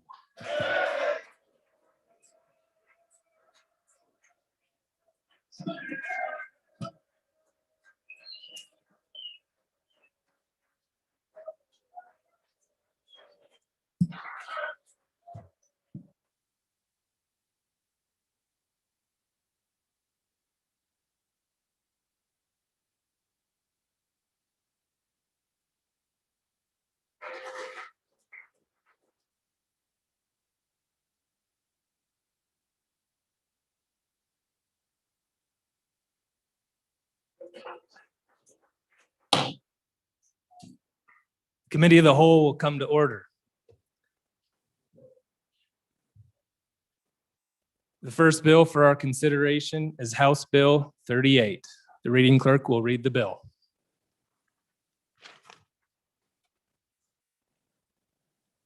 House Bill number 38, sponsored by Labor, Community Behavioral Health Priority Populations, an act relating to public health and safety. Mr. Speaker, your committee number 10, Labor, Health, and Social Services, to whom is referred House Bill 38, Community Behavioral Health Priority Populations. Respectful report, same back to the House with the recommendation that it do pass with the following amendments. Ayes, Representatives Littner, Hallinan, Ottman, Romero Martinez, Worf, Wilson. Noes, Representatives Clifford, Connolly, Stivar. Representative Wilson, Chairman. You've heard the reading of the bill. What is your pleasure, Chairman Wilson? Thank you, Mr. Chairman. I move House Bill 38 and ask for your favorable consideration. And I further move House Standing Committee Amendment number 1. And Mr. Chairman, I would like to give about a 30,000-foot level explanation sufficient for the body to vote on the Standing Committee Amendment. And then I will turn the explanation of the bill over to the Vice Chairman of Appropriations, if I may. Please proceed. Thank you. So, members, what we have here, community behavioral health priority populations, is the result of an assignment by Management Council over the interim to a subcommittee of the Labor Committee and the Appropriations folks. We had members from Labor and we had members from Appropriations. So that's why the bill has come through the Labor Committee, but the Vice Chairman of Appropriations chaired that subcommittee. That's why I'm going to hand it on to him. What we were asked to consider is prioritization of how we spend our general funds in community mental health services.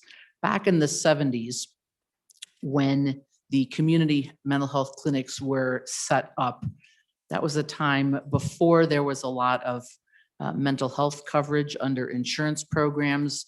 Just the mental health system in general was not as robust as it is now. And we decided as a state to spend general fund money to provide mental health services that could be accessed really by anybody in the state. And that system has gone along certainly for some decades. It's reached the point in these services where it seemed advisable, now that people can access mental health services through their insurance, if they have through insurance, we've got other payer sources, to determine a prioritization for how to spend the block grant money that we use from the general fund. So that was what our assignment was. And I will let, as I say, the vice chairman explain the bill a little bit more, but I wanted you to have that background before working at the standing committee amendment, because the standing committee amendment looks rather long. And if you didn't know, I mean, it's always swell if you can get people to vote on something and have no idea what they're doing, but I'd really rather not have that be the case.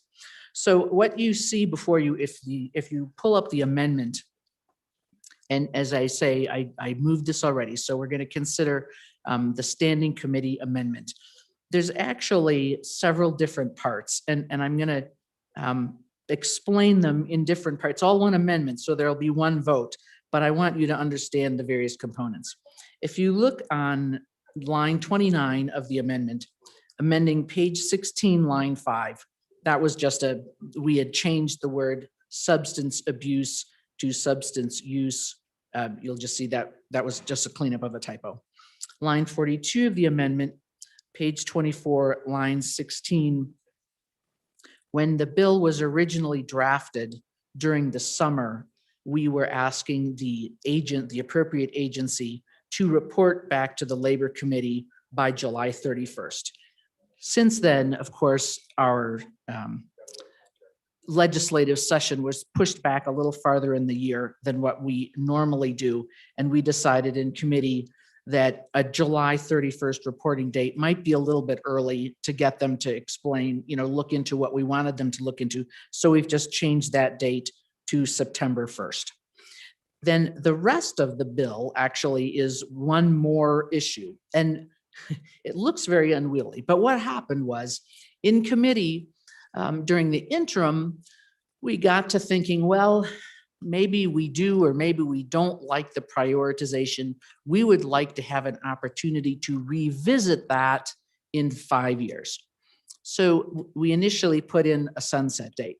However, after that, we realized that because of the structure of the bill dealing with a number of different titles, we had inadvertently sunsetted the entire community mental health program, which was not what we meant to do.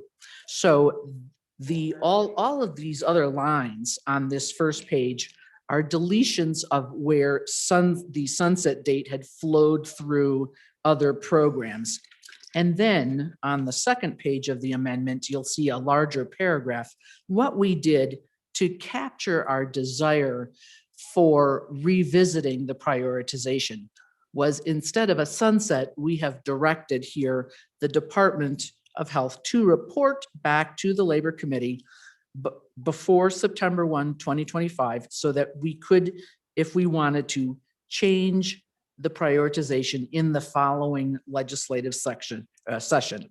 And so that was the way that we dealt with our desire to revisit it without having had this accidental sunset of the entire mental health program. So, Mr. Chairman, that's the standing committee amendment, and I would be glad to answer questions, but otherwise would call for the question on that. Thank you, Chairman Wilson. You've heard the motion on the standing committee amendment number 1. Is there any further discussion on the amendment? Seeing none, and the question being called, all those in favor of standing committee amendment number 1, please say aye, and those on Zoom, please raise your hand. Opposed? No. Standing committee amendment has been adopted and we are back on the bill. Thank you, Mr. Chairman. Then I would like to turn the explanation of this good bill over to my friend and colleague, the Vice Chairman of Appropriations.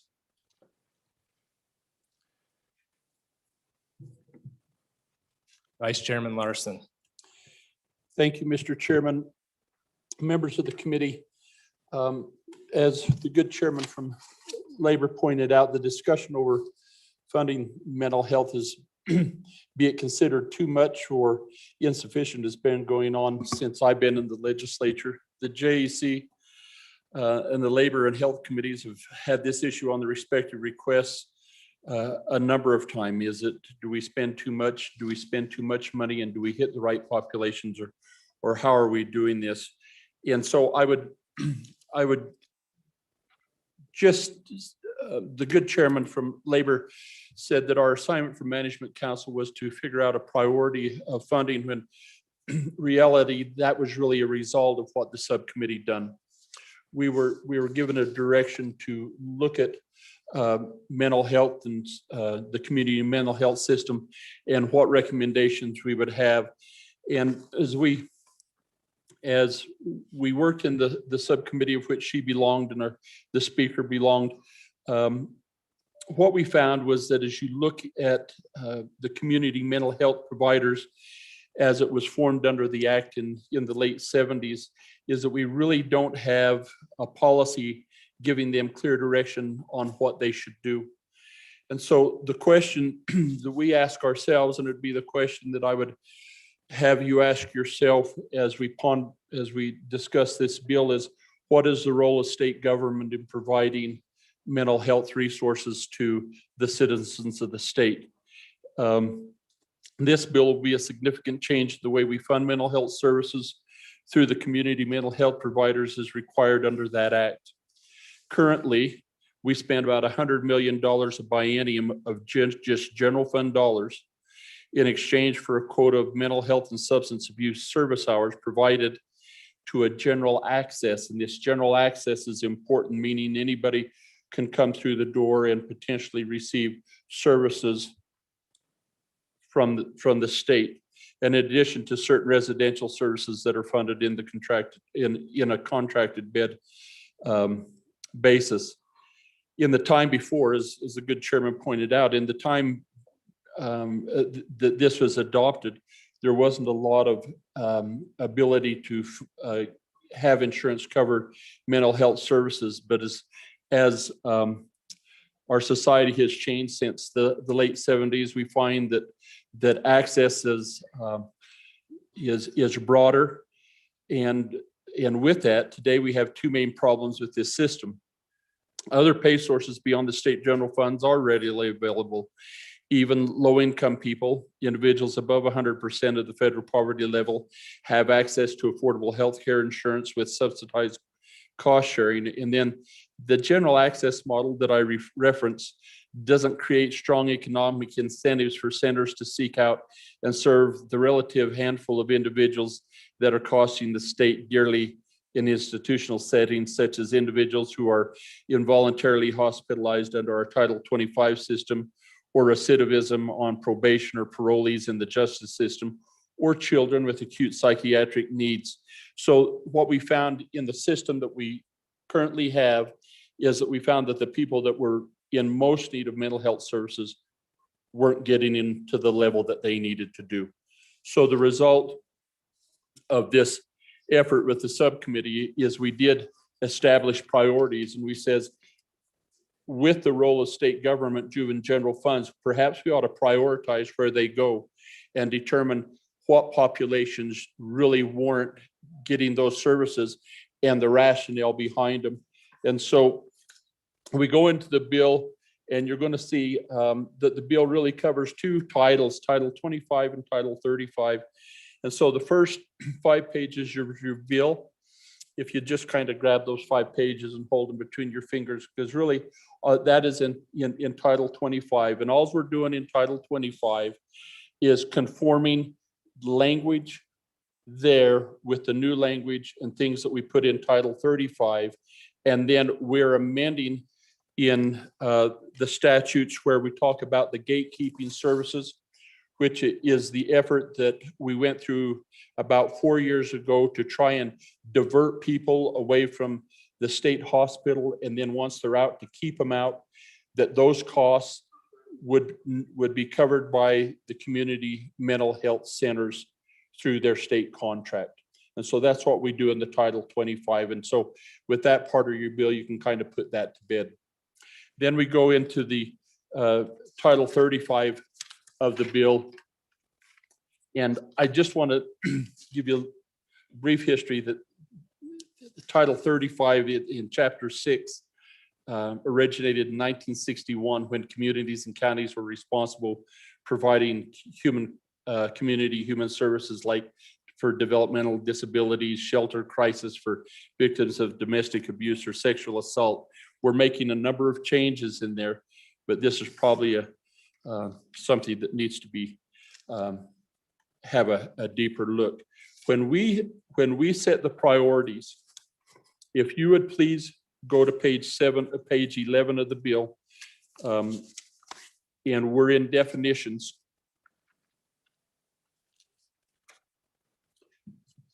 You're going to see that we identify, starting on lines 13 through 23, that we have a state level justice involved, non-state justice involved, families at high risk, adults with acute mental illness, adults with severe mental illness, indigent clients with high needs, and then indigent general access clients. These are the priorities that we establish. And then if you go back, starting, I believe, on page, back on page 6 is where we start the definitions. It will define each of those priority populations. But while you're on page 11, I want you to take a pen or a pencil, and I want you to tie A, B, C, D, and E together, because that's going to be one tier. They're going to be funded. That's going to be the most important group of priority population that we have. These are the populations that we feel, if worse comes to worse, or even in the best of times, these are the people that we really feel that the state needs to provide mental health services to. And then tier 2 would be F, the indigent clients with high needs, and we have the definition on that in there. And then the tier 3 would be indigent general access clients. And so what we do in the bill is we redefine that we come to page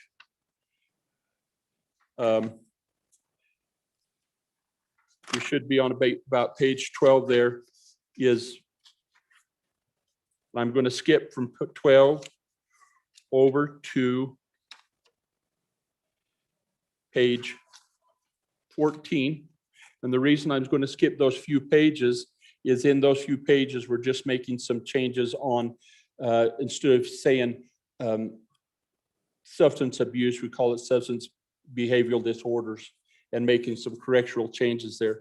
But when we get over onto page 14, we're talking about the responsibilities of the department in establishing on page 15, down on page 4, on line 14, the payment policies, funding for priority populations to these community mental health centers. And the reason that I had you draw the lines on the tier 1 and tier 2 and tier 3 is because you may live in a part of the state where you have a lot of state level justice involved people that come out of the prison system. And that would be your, if you were a community mental health provider, that would be your number one population that you had served. Whereas in another part of the state, it might be families at high risk, where you have children that are at risk of being pulled out of your home. And that's important, that there's some flexibility in who is the most important in that tier, because as the department determines the funding model, you need to have the flexibility to bring the most, the highest population to the forefront for reimbursement on those individuals. So on page 16, you'll see that the priorities of the state are that we identify the tier 1, tier 2, and tier 3. And then one of the concerns that we had as we worked with the agency and with the providers that currently provide those services is, if we go to this priority model, what do we do in some parts of the state where we don't have any other general access, or there are not a large volume of these priority populations? How are they going to stay in business? Is there enough people there? Now, understand that they can still take people who walk through the door, who have insurance, who qualify for Medicaid, and who can pay for themselves. But still in some of our more rural counties, that's not large volume. So we put into place here the ability that we can help them, that there's a waiver to provide a means to cover some of their operational costs, because the mental health system is really critical to have in every county.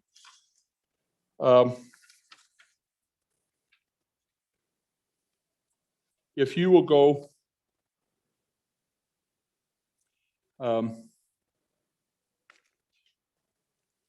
if you would now turn with me to page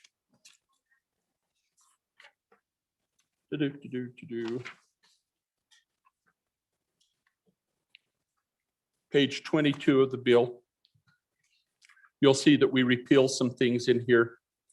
And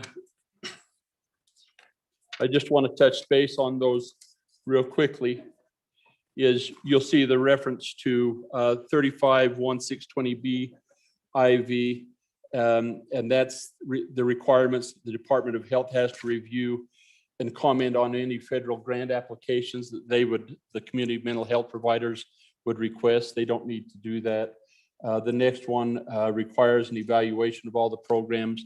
The Department of Health doesn't need to do that. The next two are required federally, so we don't need that in statute. The third one, currently our community mental health providers under the system we have are required to generate 10% of what they get each year from local sources. And we do away with that because the funding model has changed, and we don't know if we required them to make up 10% of what, because we don't know what that's going to be, whereas under our current model we do. And then the last one is it sets the eligibility standards for contracting with the department, and that's changed as well. Then the next part of this is in section 3 on 22, where over the next year, starting the year that we're in, the Department of Health has to consult with the mental illness and substance abuse providers to figure out the eligibility requirements, the reimbursement, housing, meaning critical access housing for people who are in crisis, prevention in deliverables, prevention of psychiatric hospitalization. And because of this extra time, as good Chairman from Labor pointed out, this bill would not take effect until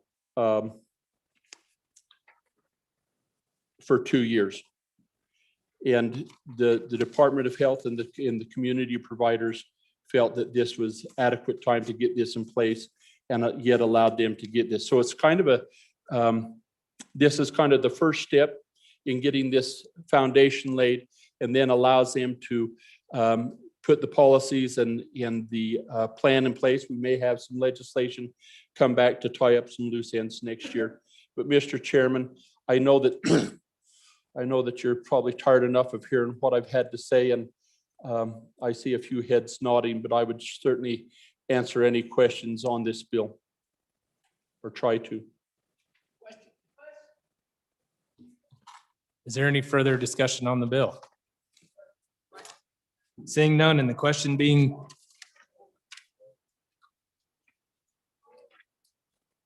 Minority Floor Leader Conley. Thank you, Mr. Chairman, and sorry for being a couple seconds late. On and against the bill. Friends, I take what gets done in the interim committee, and especially with a joint subcommittee, very seriously. And so I've spent a lot of time thinking about this bill, listening to testimony about this bill, and came to the conclusion that I do not think that this is the correct direction for us to go. When this bill was first presented to us on the committee, or as the new committee, it was explained as there are going to be cuts to our community mental health organizations, and we need to tell them what to do. I sat back and I thought to myself, I don't think that's the right way to go. We're in the middle of a pandemic. Our community mental health needs are exorbitant. Our suicide rates are some of the worst in the nation. We should not be cutting back mental health services. So that's my number one. And so the question, and we heard that we're spending $100 million right now. There is a $10 million cut in COVID-3 to our community mental health organizations. $10 million. You know that goes towards personnel, right? That is money that is transferred so that there are services to our communities. So what I want to ask you to do, I'd like you to vote no on this bill. I'd like us to vote it down right now. But if you want to think about it some more, we have second and third reading. And I'm going to ask you to call in your communities, talk to your community mental health providers, and ask them a series of questions, including, does this help or hurt you? Provide the services to those in need in your community, right? Simple as that. Does it hurt or does it help, right? I want us to be on the side of helping, all right? Then ask them, what do they think of the tiered approach, the priority populations that are listed here? Because there are, as we say here, winners and losers. And we as the legislature are saying who are the winners and losers. In the past, it was the mental health practitioners that made that decision. Right now, we're making choices. And I'll just tell you one element that I heard about from my community, and it was from my county attorney, believe it or not, right? My county attorney said to me, this bill right now prioritizes state justice involved individuals, meaning people who are on probation or parole, right? Instead of prevention and diversion.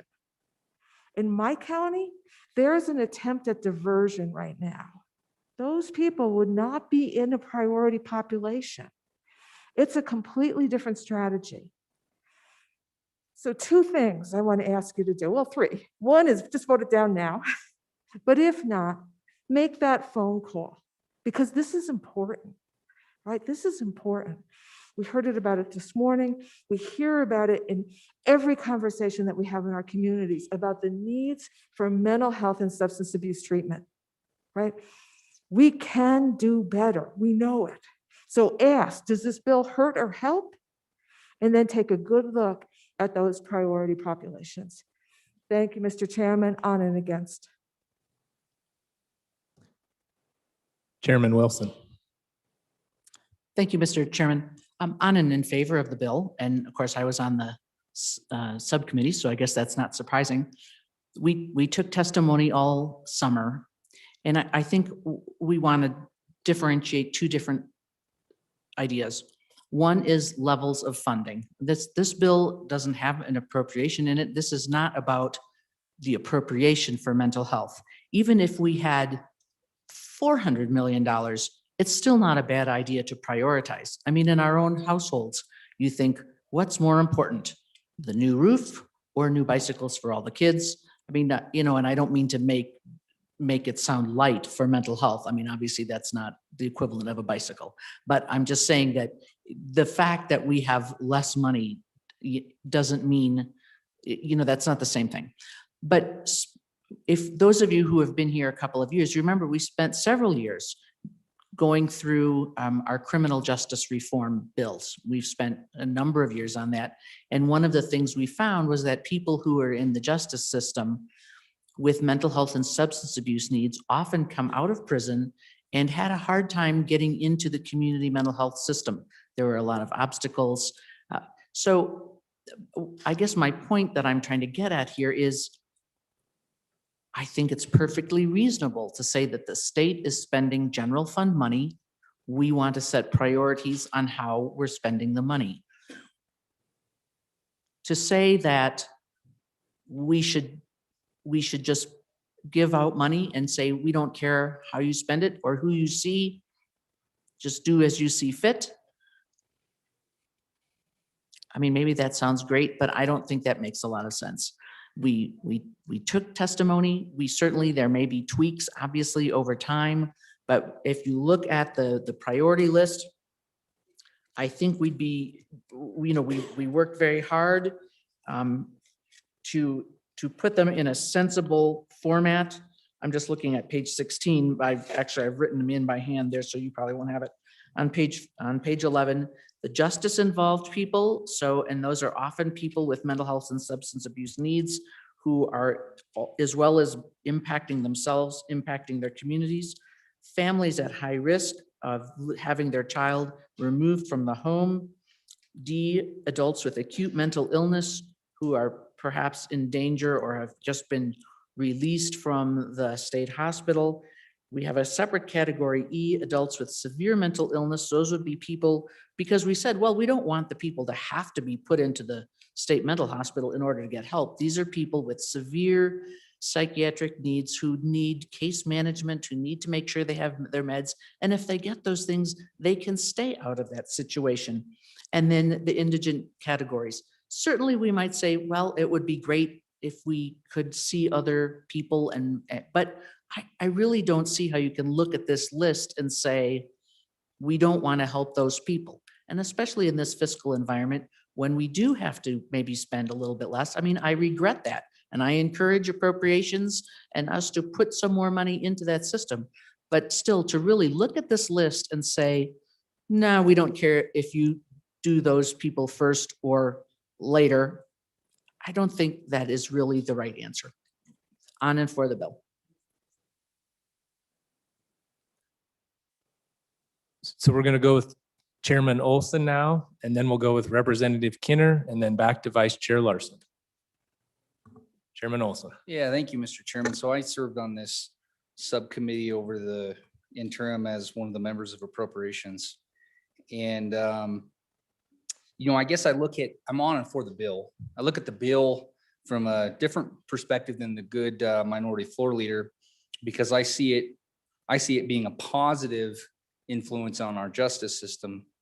And the reason why is because what this bill addresses is it has to address the populations outside of our correctional system, because we're taught that's the system we're talking about. Those individuals inside the correction systems of our state are funded, their health and mental health services are all funded in an entirely different system. So this is what we're talking about. We're talking about, we're compare it to the general populations of the state who are impoverished, who couldn't otherwise receive services through a private health insurance. So here they are, they fall within our priority population.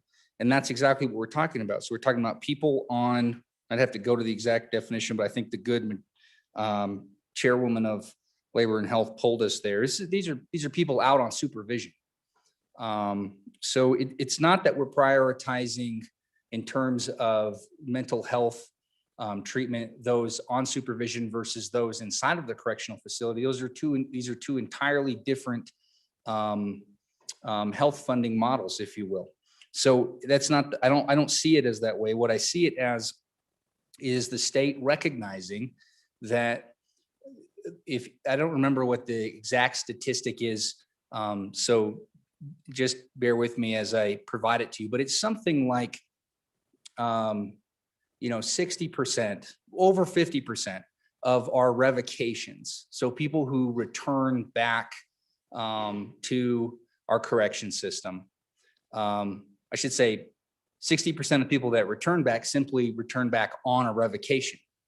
And what we found through an intensive study that we did on the Judiciary Committee under the previous chairman that devoted his time to this for several years, an intense study that actually is coming to a conclusion, I believe, this April through an outside entity that we contracted with to do this. What it concluded was that 80%, around 80% of those 60% that come back on a revocation had a mental health and or substance abuse issue, 80%. So what does that mean? It simply means that if you want to address the reason why their supervision is being revoked and they're returning back to your correctional system, then you need to address what is probably the leading issue in their life, mental health and or substance abuse. And so that's exactly what this legislation is intended to do, is say that category of individuals on supervision, we're now going to consider part of our high priority population and make sure that they receive the services even when they can't afford it. Because if they don't receive it, their probation is going to be revoked. They're going to be back in the system. And I promise you, you're going to spend a lot more general fund dollars on their incarceration than you're going to spend if you get the treatment and we're right on that 80%. And we can lower that 80% number and have less revocations. So from a justice standpoint, I think this is exactly how we reinvest our dollars in an efficient way. And then just in final remarks, I want to speak to my experience on the committee and the testimony that we did receive, because I think the good minority floor leader is correct in that, yes, you are tasked with making a policy choice, of course. And when you look at this priority list, do you agree with it? That's a policy choice. But to assume that, that we came up with the policy choice in a vacuum, I think is not my experience, at least from the committee, because we heard testimony from all around the state, and we heard from the communities, and we heard from the community providers, and they were the major stakeholder as we built this legislation.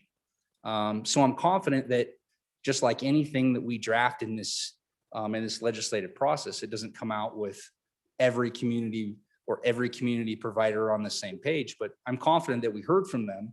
And at least my understanding was that we had a consensus. That's why we came up with the bill when we left that subcommittee. So on and for the bill for all of those reasons. Thank you, Mr. Chairman.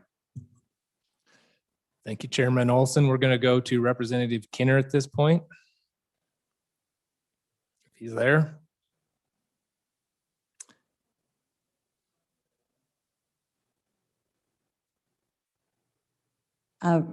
Representative Ottman.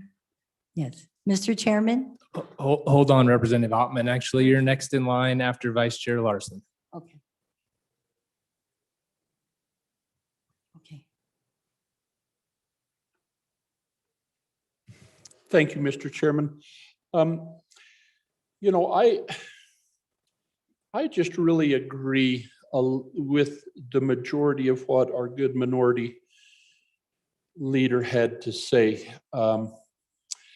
This probably shouldn't be the time that we cut mental health services, but we have to.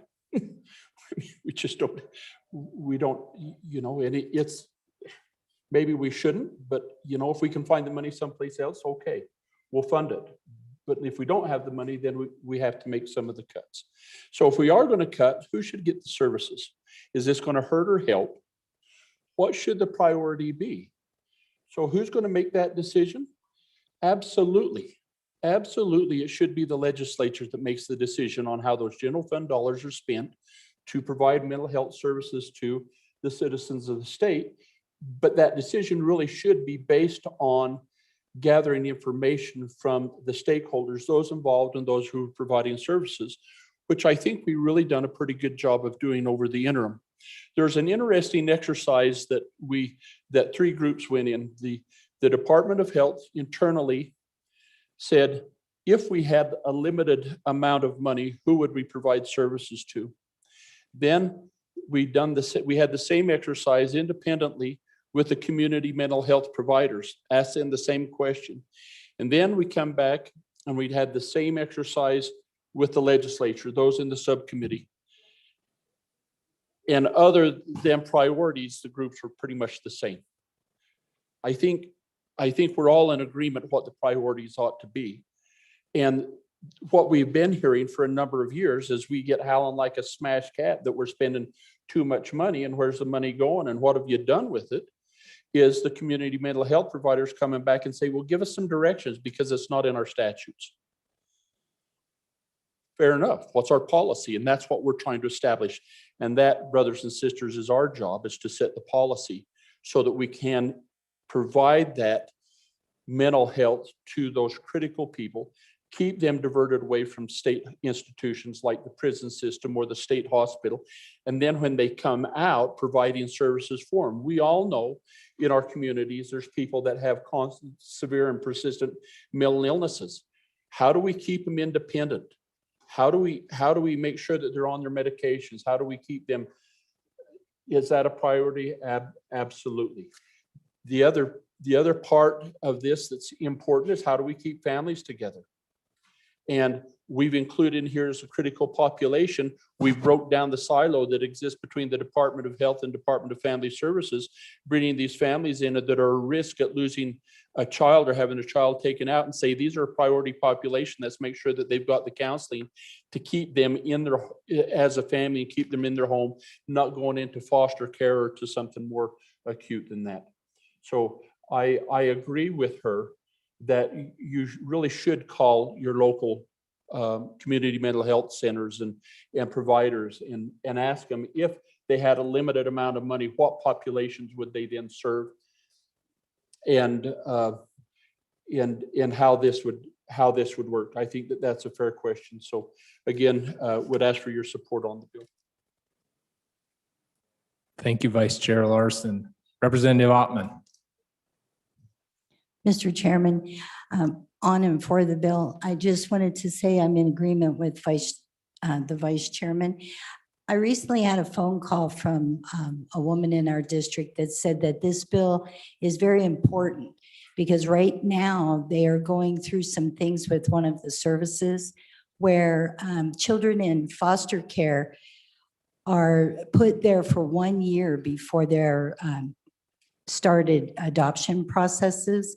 And if their parents cannot be, I'm not saying they all will be, but if they cannot be prioritized by the time they get into some sort of program and have to be there for 6 months, they could either be getting their children back at the very, very end of that year or after that year, so their children would already be started in those services of adoption. So it's very important to try to be able to look at and prioritize if that is best for the families and to keep them together. Thank you. Thank you, Representative Ottman. Representative Stivar. Thank you, Mr. Chairman. On and against this bill, we start prioritize these people. The people that are already in the system are going to end up in the system, and it's going to cost us more money.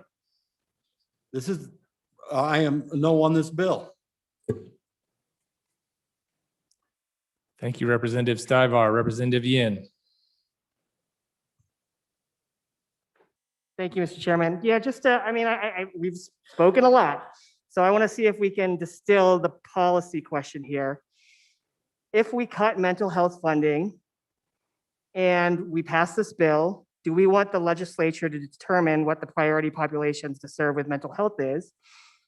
Or if we don't pass this bill, we do what we currently do, which is we trust the providers to allocate the limited funding that they have to the parties that they have. So, and if I'm incorrect in that distillation, please let me know, but that's how I would consider the policy question. And what I want to do is I want to trust my mental health providers, even if we are going to cut their funding, I trust that they'll do the best for their population rather than us as the legislature from a high level trying to determine which population we think is the most in need for that money. Thank you, Mr. Chairman. Thank you, Representative Yin. Representative Sweeney. Thank you, Mr. Chairman.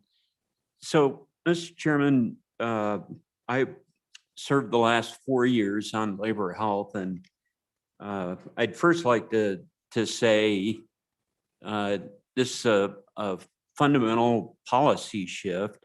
But as the good Vice Chairman of Joint Appropriations said, you know, we're at a point in time where none of us want to see any of these cuts.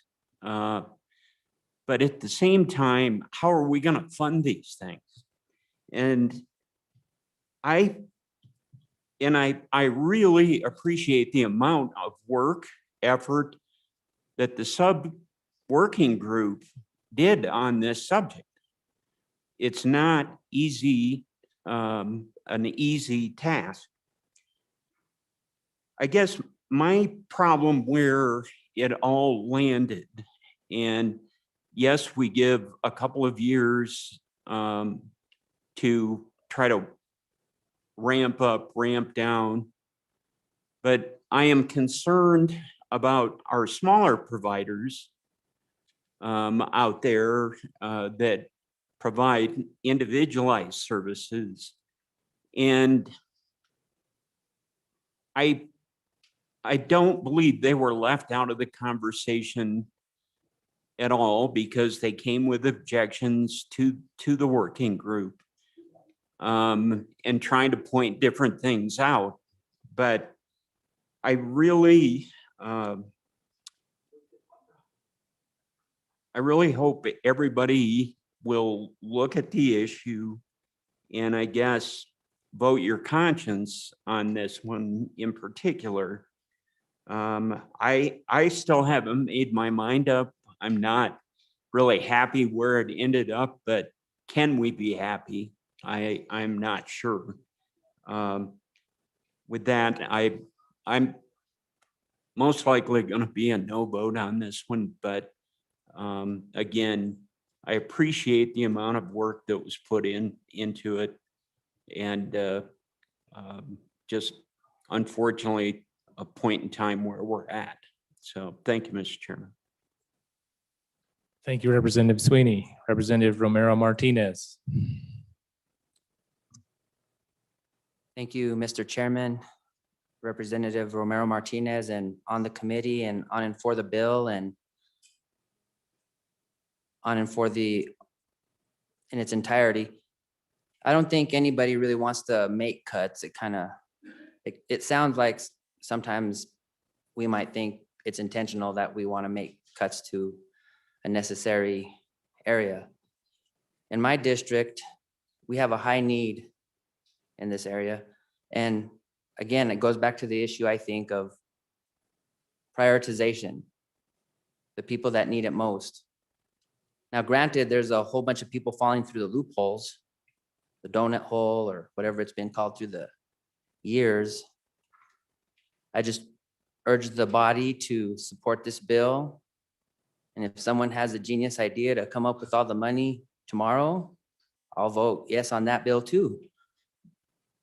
Representative Romero Martinez, on and for the bill and in its entirety. Thank you, Mr. Chairman.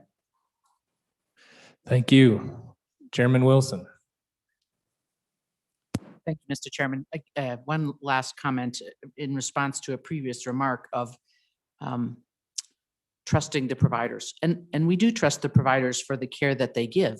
But I will remind you that if we do not set a priority and we trust the providers basically to see people as they come in, then that is what we have right now. Okay, we have right now no priority, and we are trusting the providers to do great work.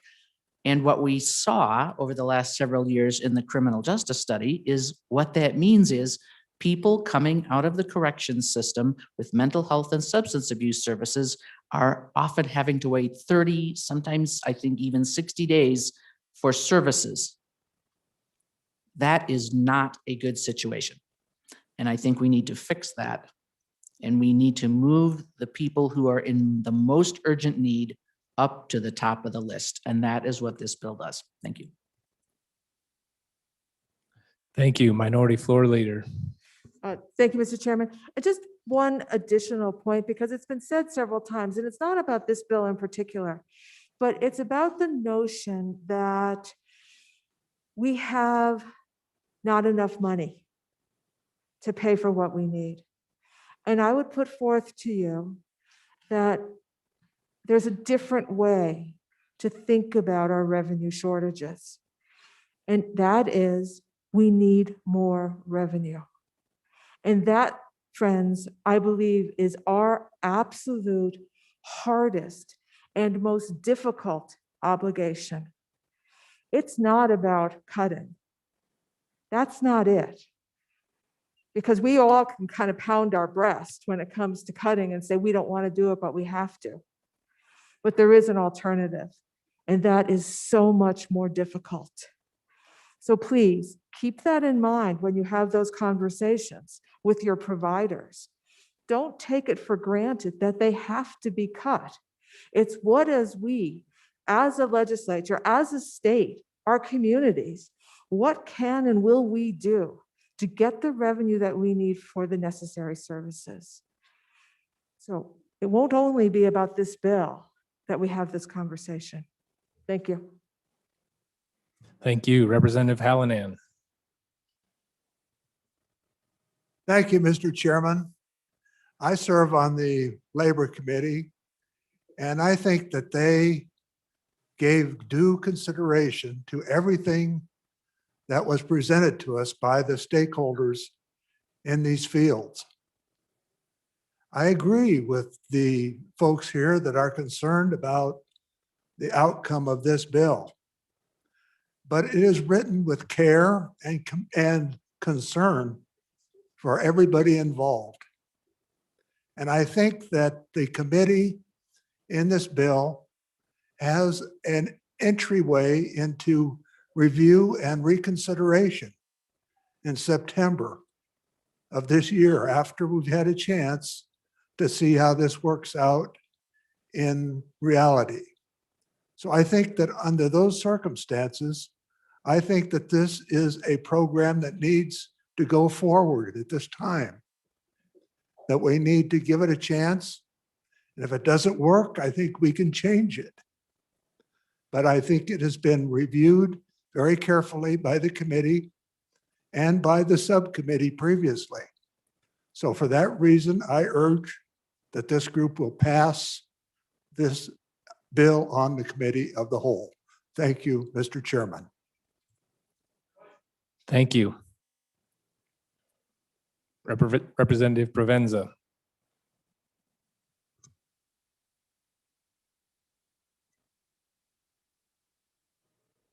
First time at the mic. Thank you, Mr. Chairman.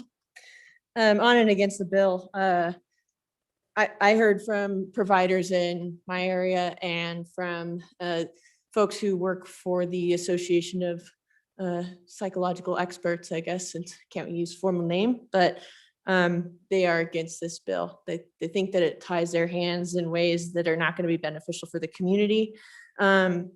And additionally, when we prioritize people who are currently incarcerated rather than allow for services prior to this, we end up spending more money in the long run. So to reiterate what my good colleague from District 12 had mentioned, this could potentially end up costing more money, leaving people who are indigent or who are already struggling now without even further of a safety net. So it's more expensive to provide services in the incarceral system rather than trying to prevent them from ending up there. So we don't help our spending in prioritizing how we use it in this way. So I'd ask that you vote against the bill. Thank you. Thank you, Vice Chair Larson. Can you bring us home on this? I've gotten out to close the gate 3 times, Mr. Chairman.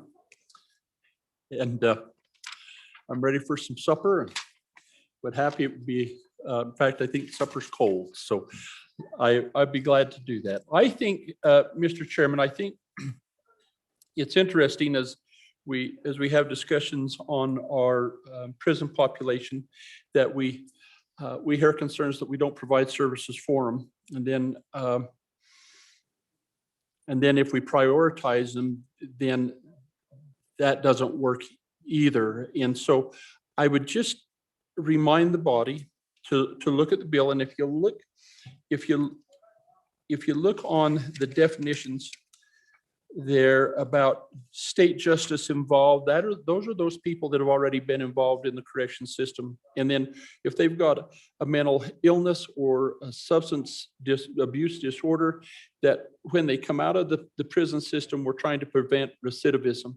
But then we've got the non-state justice involved, which they're involved in they've been picked up and we're trying to prevent them from going into the penal system by making sure that they're getting the counseling, the medications, the services that they need. I think if you look on the last part of the bill where that will start taking place this year, is we're wanting to talk about the eligibility requirements and for the subsidy payments, but then what we're trying to figure out is is to determine prevention of psychiatric hospitalization, prevention of reincarceration into an institution or other penal institutions, competitive employment, independent housing, independent case management, delivery of housing and shelter. Boy, those sound like positive things to me. And I think that this is a great first step in establishing a policy to where those people who are providing these services have a clear understanding of what we expect these services to be used for. And with that, Mr. Chairman, I will stick my leg up a little bit and test the waters and see if we can call question on the bill.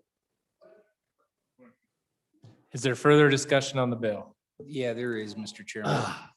Chairman Olson. Sorry, I really feel compelled because I know we've heard a lot and I don't want to belabor this, but I want to make sure that we're getting this right because I've heard what I would say a few inaccuracies about what the bill is doing. And I think the good vice chairman just attempted to clear those up, but I really want to be clear because there's been a discussion about whether we provide these services to individuals incarcerated, whether we provide it to them before they're incarcerated, and whether we provide it to them after.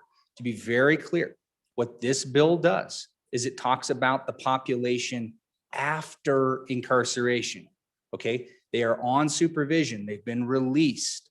We want to make sure that they do not return to our justice system. So we are going to make sure that we prioritize their mental health and substance abuse needs. And that's priority population number one. If your concern is about getting them services before they go into the system, I agree 1,000%, but that's voting down this bill isn't going to change that.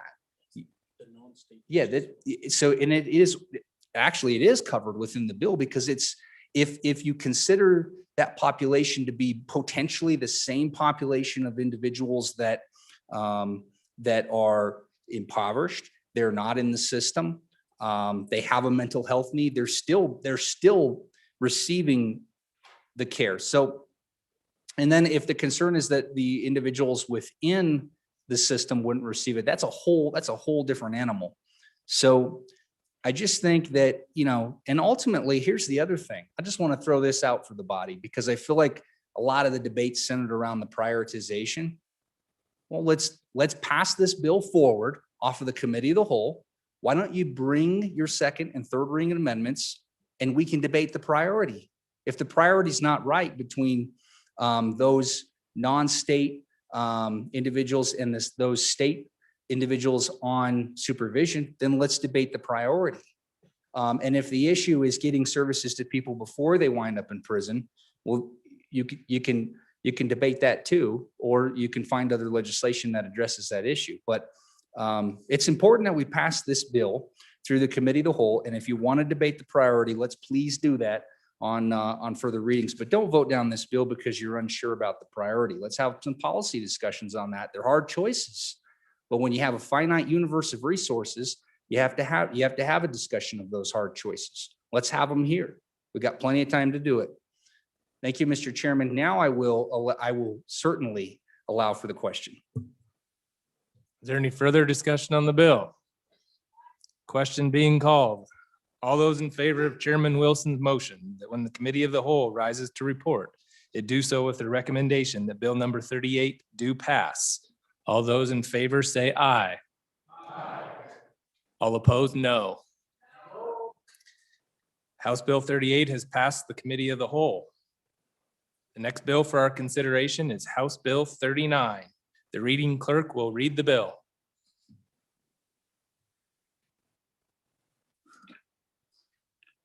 House Bill 39, sponsored by Representative Summers. Optometrics Practice Act amendments, an act relating to optometry. Mr. Speaker, your committee number 7, corporations, elections, and political subdivisions, to whom was referred House Bill 39, Optometrics Practice Act amendments. Respectful report, same back to the House with the recommendation that it do pass with the following amendments. Ayes, Representatives Blackburn, Clausen, Clifford, Duncan, Air, Hunt, Roscoe, Swanitzer. Noes, Representative McGuire. Representative Swanitzer, Chairman. You've heard the reading of the bill. What is your pleasure, Chairman Zwanitzer? Thank you, Mr. Chairman. I move in the committee of the whole rise to report it do so with the recommendation that House Bill 39 do pass. I would further move the standing committee amendment. As the standing committee amendment has multiple parts throughout the bill, I'm going to turn over management of the bill and the standing committee amendment to the good majority floor leader. Thank you, Mr. Chairman. Majority Floor Leader Summers. Mr. Chairman, thank you. Mr. Chairman, members of the 66, I bring you House Bill 39, Optometrist Practice Act amendments, and ask for your favorable consideration. Mr. Chairman, this bill updates the Practice Act for optometrists and ensures optometrists can treat patients in rural Wyoming to the full extent of their education and training. This Practice Act hasn't been updated in 25 years. This bill will allow qualified optometrists to perform procedures around the eye and in front of the eye, such as treating a sty or a skin tag, injections used for delivery of local anesthesia, and/or medications would be allowed. Injections inside the eyeball are specifically prohibited. Currently, 21 other states allow such procedures, including Montana, Idaho, Utah, North Dakota, Colorado, and Mexico. This bill allows optometrists to perform non-invasive laser procedures around the eye and in space in front of the eye. 3 specific procedures would be allowed: YAG capsulotomy, which is an incision of the capsule of the lens; a peripheral iridotomy, which treats patients with narrow angle glaucoma or acute angle closure glaucoma; and a laser procedure that reduces interocular pressure in patients with glaucoma. Currently, 5 states provide laser authority to optometrists. They are Oklahoma, Kentucky, Louisiana, Arkansas, and Alaska. This bill will allow optometrists to once again be able to prescribe hydrocodone and other drugs for the diagnosis and treatment of ocular abnormalities.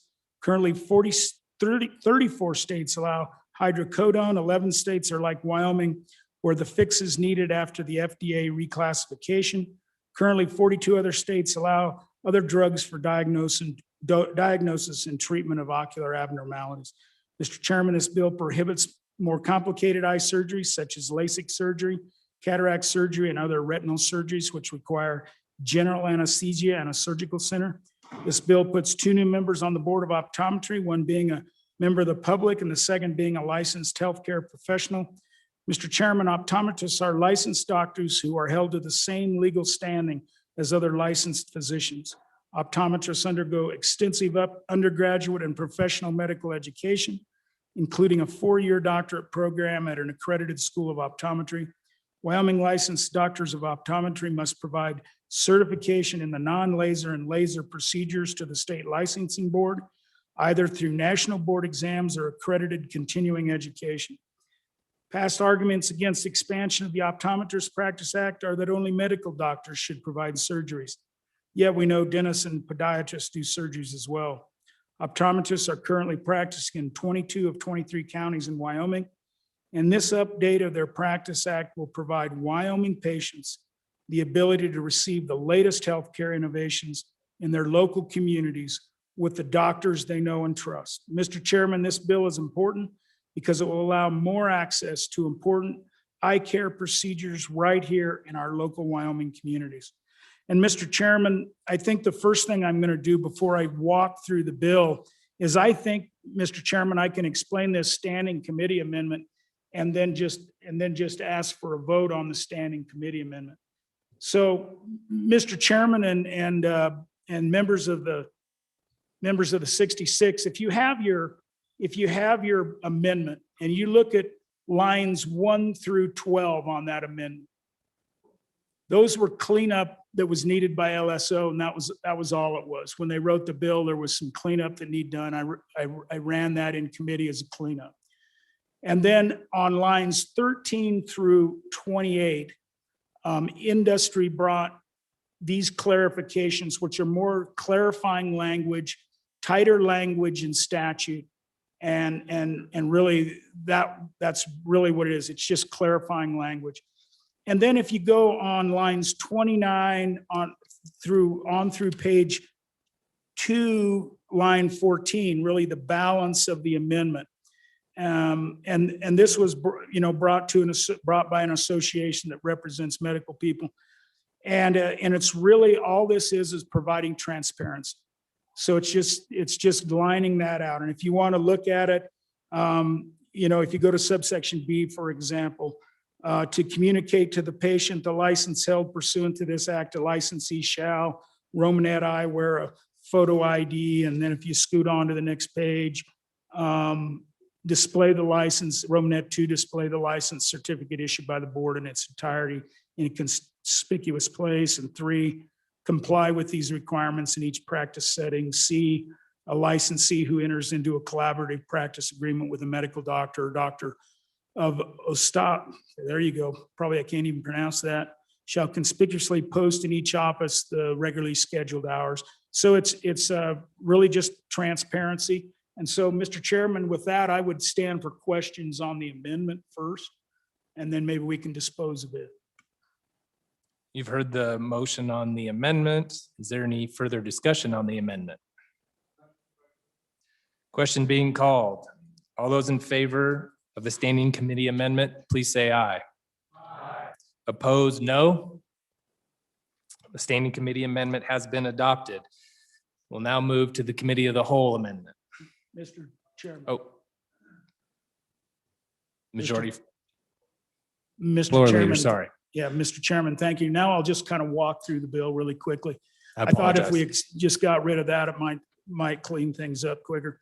And so ladies and gentlemen, if you go into page 2, we go into 3323-101 definitions, subsection B, and really what we're doing is kind of redefining optometry. So the Practice Act of Optometry occurs when a person employs primary human eye care procedures, including, and then we list a set of Romanets. Romanet 1, the examination, diagnosis, and treatment of disease of the eye. Go to page 3, Romanet 2, measuring the powers and range of vision of the eye. 3, the adaptation, sale, prescribing, and dispensing of frames and lenses. 4, ordering and performance of diagnostic tests. 5, the prescribing and administration of pharmaceutical agents. 6, preoperative and postoperative care. 7, any laser procedure not excluded under subsection C of this section. And then, Mr. Chairman, right here on line 22, we create a new subsection C. And it says the following procedures shall be excluded from the authorized practice of optometry. And then really pages 4, 5, and 6 contain the list of procedures that optometrists are not allowed to perform. And so if we go on to bottom of page 6, really what you're going to see here, like starting on line 21, is reformatting. So remember, we just created a new subsection C.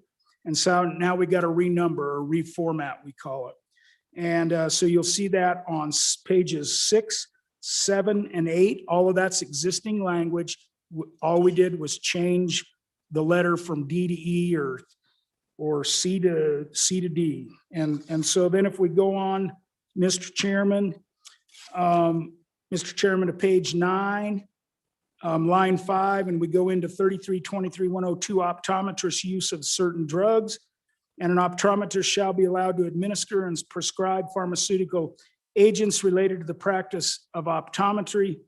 for the treatment of ocular disease, allowing for prescribing of hydrocodone or hydrocodone containing pharmaceutical agents. And then just a note on that, optometrists were part of the Senate File 47 passed in 2019, which mandates continuing education for the responsible prescribing of controlled substances. And then also in this section, the deletions you see, remove the 48-hour time constraint. There are times when a longer course of drug treatment is needed. Mr. Chairman, we go on to page 10, 3323-104, Board of Examiners and Optometry, and that's where we changed the board up from 3 to 5 and put a little more diversity on the board, Mr. Chairman.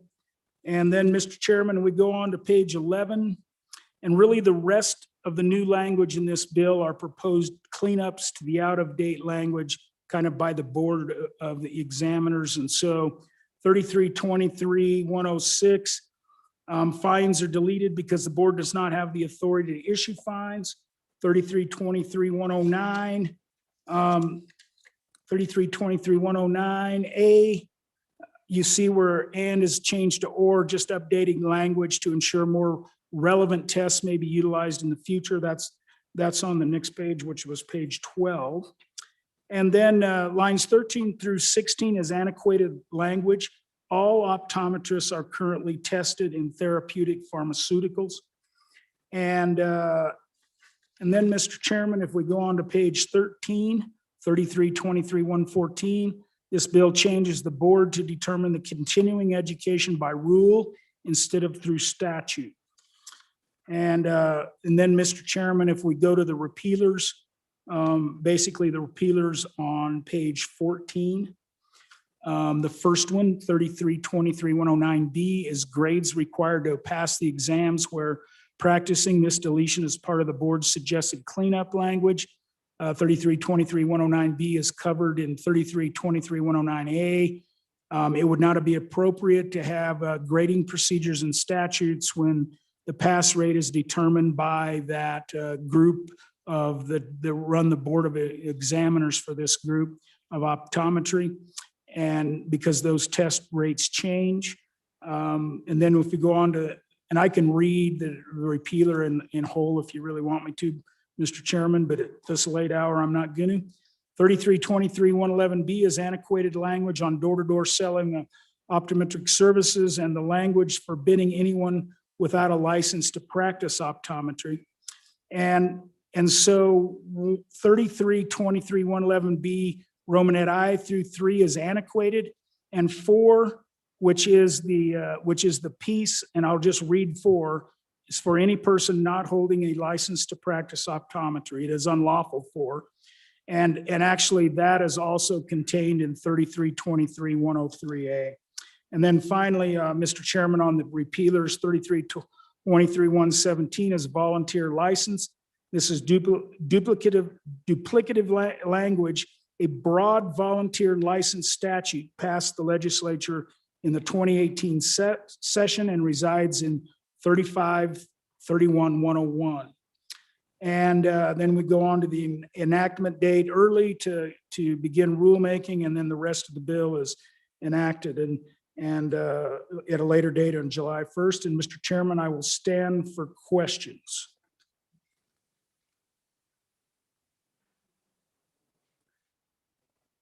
At this point, I believe there's a committee of the whole amendment.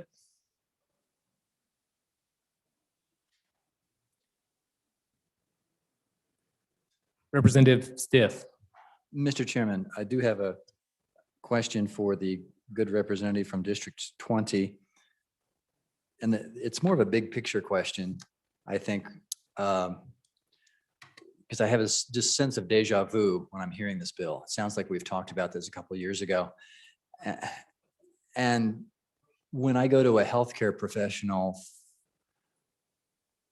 I want the healthcare professional to be adequately trained in whatever procedure they're doing. And that's what I really care about.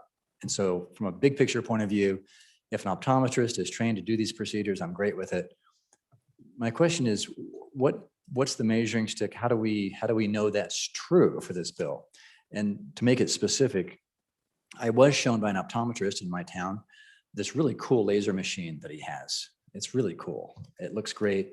I just don't know what it does or how it does it. But on page 4 of the bill, from lines 9 through 17, I believe we have a list of laser procedures that optometrists will not be allowed to do. And the first one, corneal procedures, that sounds like the cornea. The second one has something to do with the vitreous chamber.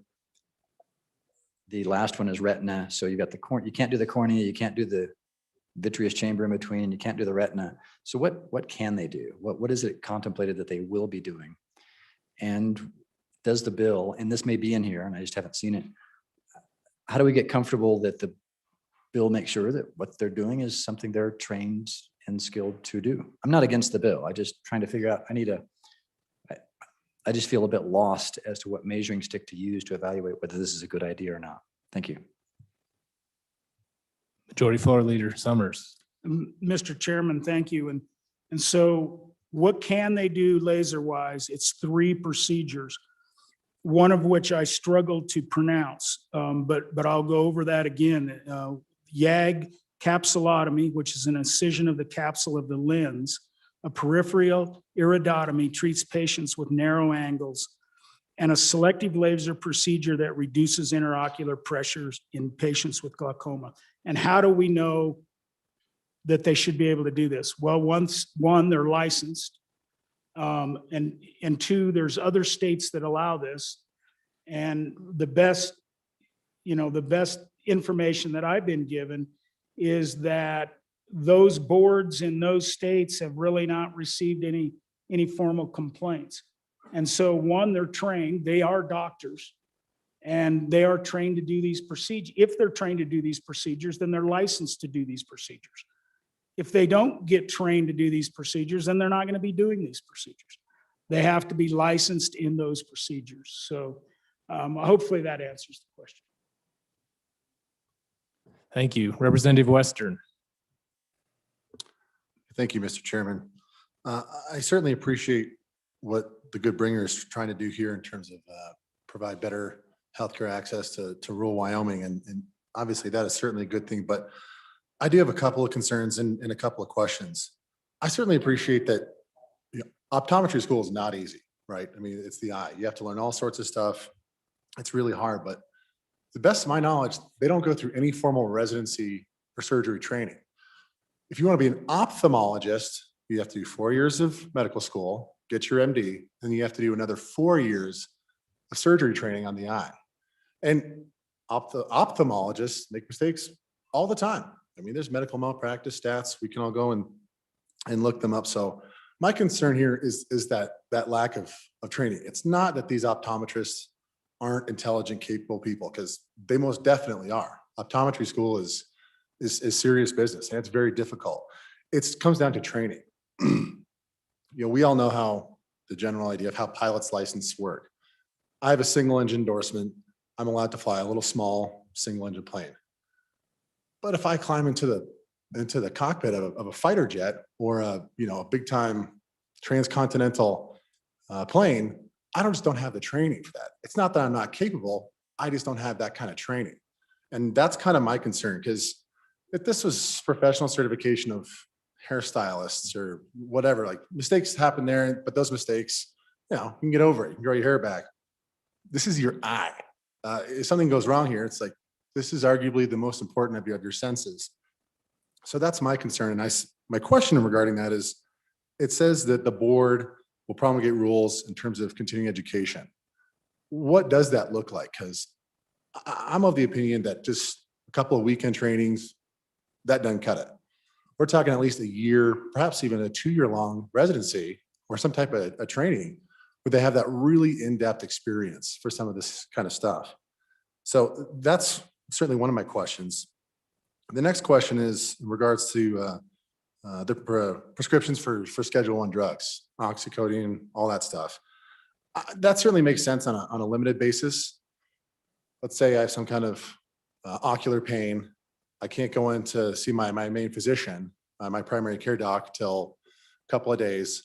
But an optometrist can get me in immediately, and they can write me a script for a very short supply, say 2 days, 3 days, whatever it is. That totally makes sense. But it doesn't specify for how long they can do that or how much they can, because it's one thing if it's, again, 2 or 3 days worth of prescription. I think it's another, if we're talking weeks or even months. So that's, those are my questions. Thank you, Mr. Chairman. Thank you. Representative McGuire. Thank you, Mr. Chairman. And to the good bringer of the bill, I would ask, how do we in a small state handle the precedent that this is setting? And for those of us that have been dealing with this issue as it comes up time and time again, it has become very apparent that we have two professional groups that have pitted themselves against each other. And right now, there is no reconciliation. In my little town, one group will not talk to the other, whereas it used to be that they worked hand in hand. Now, one group is referring everybody to Fort Collins, and the other group is referring people to wherever. And that is the problem that we have in a very small state, because we have professionals and we have licensing boards. And if you look at Title 33 of our statutes, we have 475 pages that cover licensing.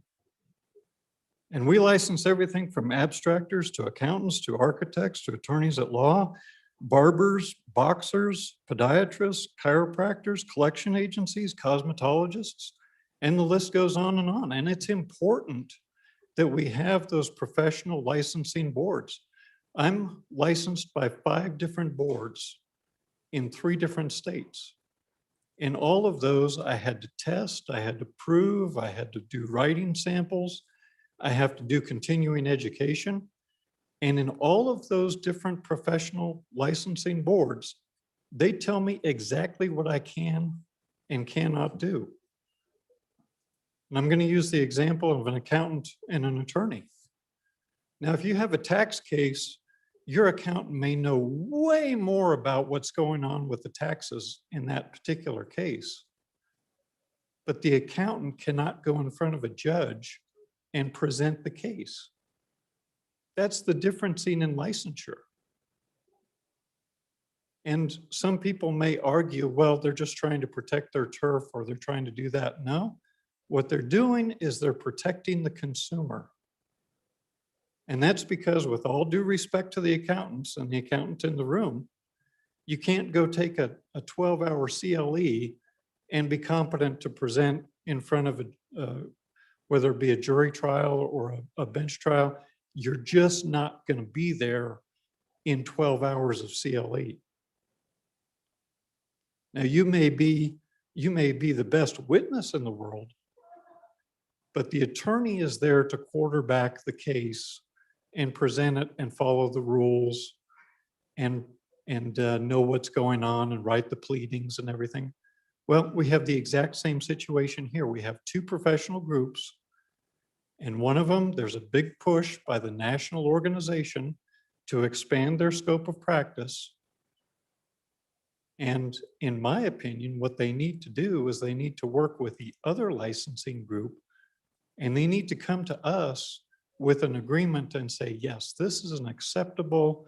We have shown that we can expand here, we can contract here. Both groups can cover the same thing.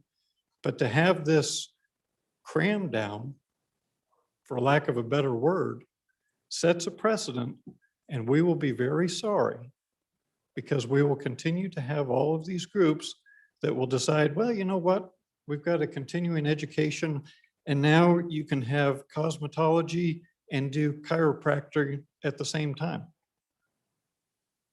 And that is a bad place to go, especially in a small state like this, where we value our professionals. And quite frankly, one of the arguments is that on the ophthalmologist side, there aren't enough. Well, you know why there aren't enough? Because we don't have enough population to support them. You go to KC, Wyoming, you're not going to support yourself as an ophthalmologist. You have to have a big population base, because those people have to have massive amounts of equipment. and technology and continuing education. And they have to have a staff and they have to have surgery articles there ready, tools. And you can't just have that anywhere. So we're lucky that we have the numbers that we have. And if you start expanding everybody's practice, well, guess what? We're going to lose our professionals, and we have lost them, at least in my town. In other practice areas, I can guarantee you that you can't get the same services in Casper that you used to be able to. And you have to go to Rapid or Billings or Fort Collins or Salt Lake City. And that's the problem that we have with these professionals. So professional boards are good. And I would just ask, how are we going to handle this precedent if we continue to get into the weeds in places where the boards should be making those decisions? The people who are practicing every day, who are trained and who know the licensing and who administer the tests, they're the ones who should be making these rules. Thank you, Mr. Chairman. Majority Floor Leader Summers. Mr. Chairman, thank you. So once again, it's 3 laser procedures, and I think the good representative from the middle of the state made the case for me. Is in fact, the higher level doctors are moving out of the state of Wyoming, are not here. We have optometrists in our communities that can do this work, these limited procedures. And so do we want everybody to go out of state for everything, or do we want to empower the people we have in the state of Wyoming? I think that's the question before you. And then as it relates, well, is it just a little continuing education? And they're going to have the optometry board will set up a set of criteria like they do for all of the different procedures, and that will be outlined clearly. And as I said, at least in the 3 states that I'm familiar with that expanded this Practice Act, there hasn't been complaints back to the board. And so, you know, is it a reach? It's a reach to do any kind of medicine in Wyoming. My goodness, we are a frontier state. That's why I'm running this bill. So, thank you. Thank you, Representative Haroldson. Thank you, Mr. Chair. I wanted to speak a little bit on this. A couple things. First of all, the local anesthetic. I find it interesting that optometrists cannot do local anesthetic, but tattoo artists can. If they pierce cheekbone, they're doing the same local anesthetic that these optometrists are asking to do. Also, another aspect of this for glaucoma patients with high pressure in eyes, if you're not careful, right now they're having to transport them long distances from their local optometrist to a surgeon. And if you have high pressure, you could lose your eyesight. And so this is actually, in my opinion, a safety issue. We need to allow that. Are they asking to do all these different types of things? Absolutely not. But they're schooling right now. Optometrists are going through schooling to do these procedures. When they go to college, they actually have to go through this schooling to be able to be certified to do these things. The problem is, like for us in House District 4, the optometrist that I have in the town that I live in has been trained to do these procedures, but is not legally able to. She went to school in Colorado, got trained, cannot do them because it's not legal. So this isn't I believe this isn't an issue of training or not training. They're going to be trained. Obviously, they will be held liable if they do something foolish, and we don't want anyone to ever have that happen to them. I understand that, but you ask the person who loses eyesight to glaucoma if they would have liked their local eye doctor to be able to do surgery on their eye, I think they would say yes. So is this opening up the spectrum for everything? Absolutely not. But I think it's something that we need to definitely consider to empower people, our optometrists, to do simple procedures in-house instead of sending people, elderly or others, to go to a town, even sometimes outside of our state, to have a procedure done that would be very easily done in town. So thank you very much. Thank you. I'm gonna go to Vice Chair Larson, and then I'm gonna go to the Committee of the Whole amendment, because I believe we need to do that, or otherwise we're going to be duplicating debate. Vice Chair Larson. Thank you, Mr. Chairman, and I apologize to the body that I'm up again talking after the last bill, and probably wouldn't have if I were not a co-sponsor on here. And I strongly support the bill.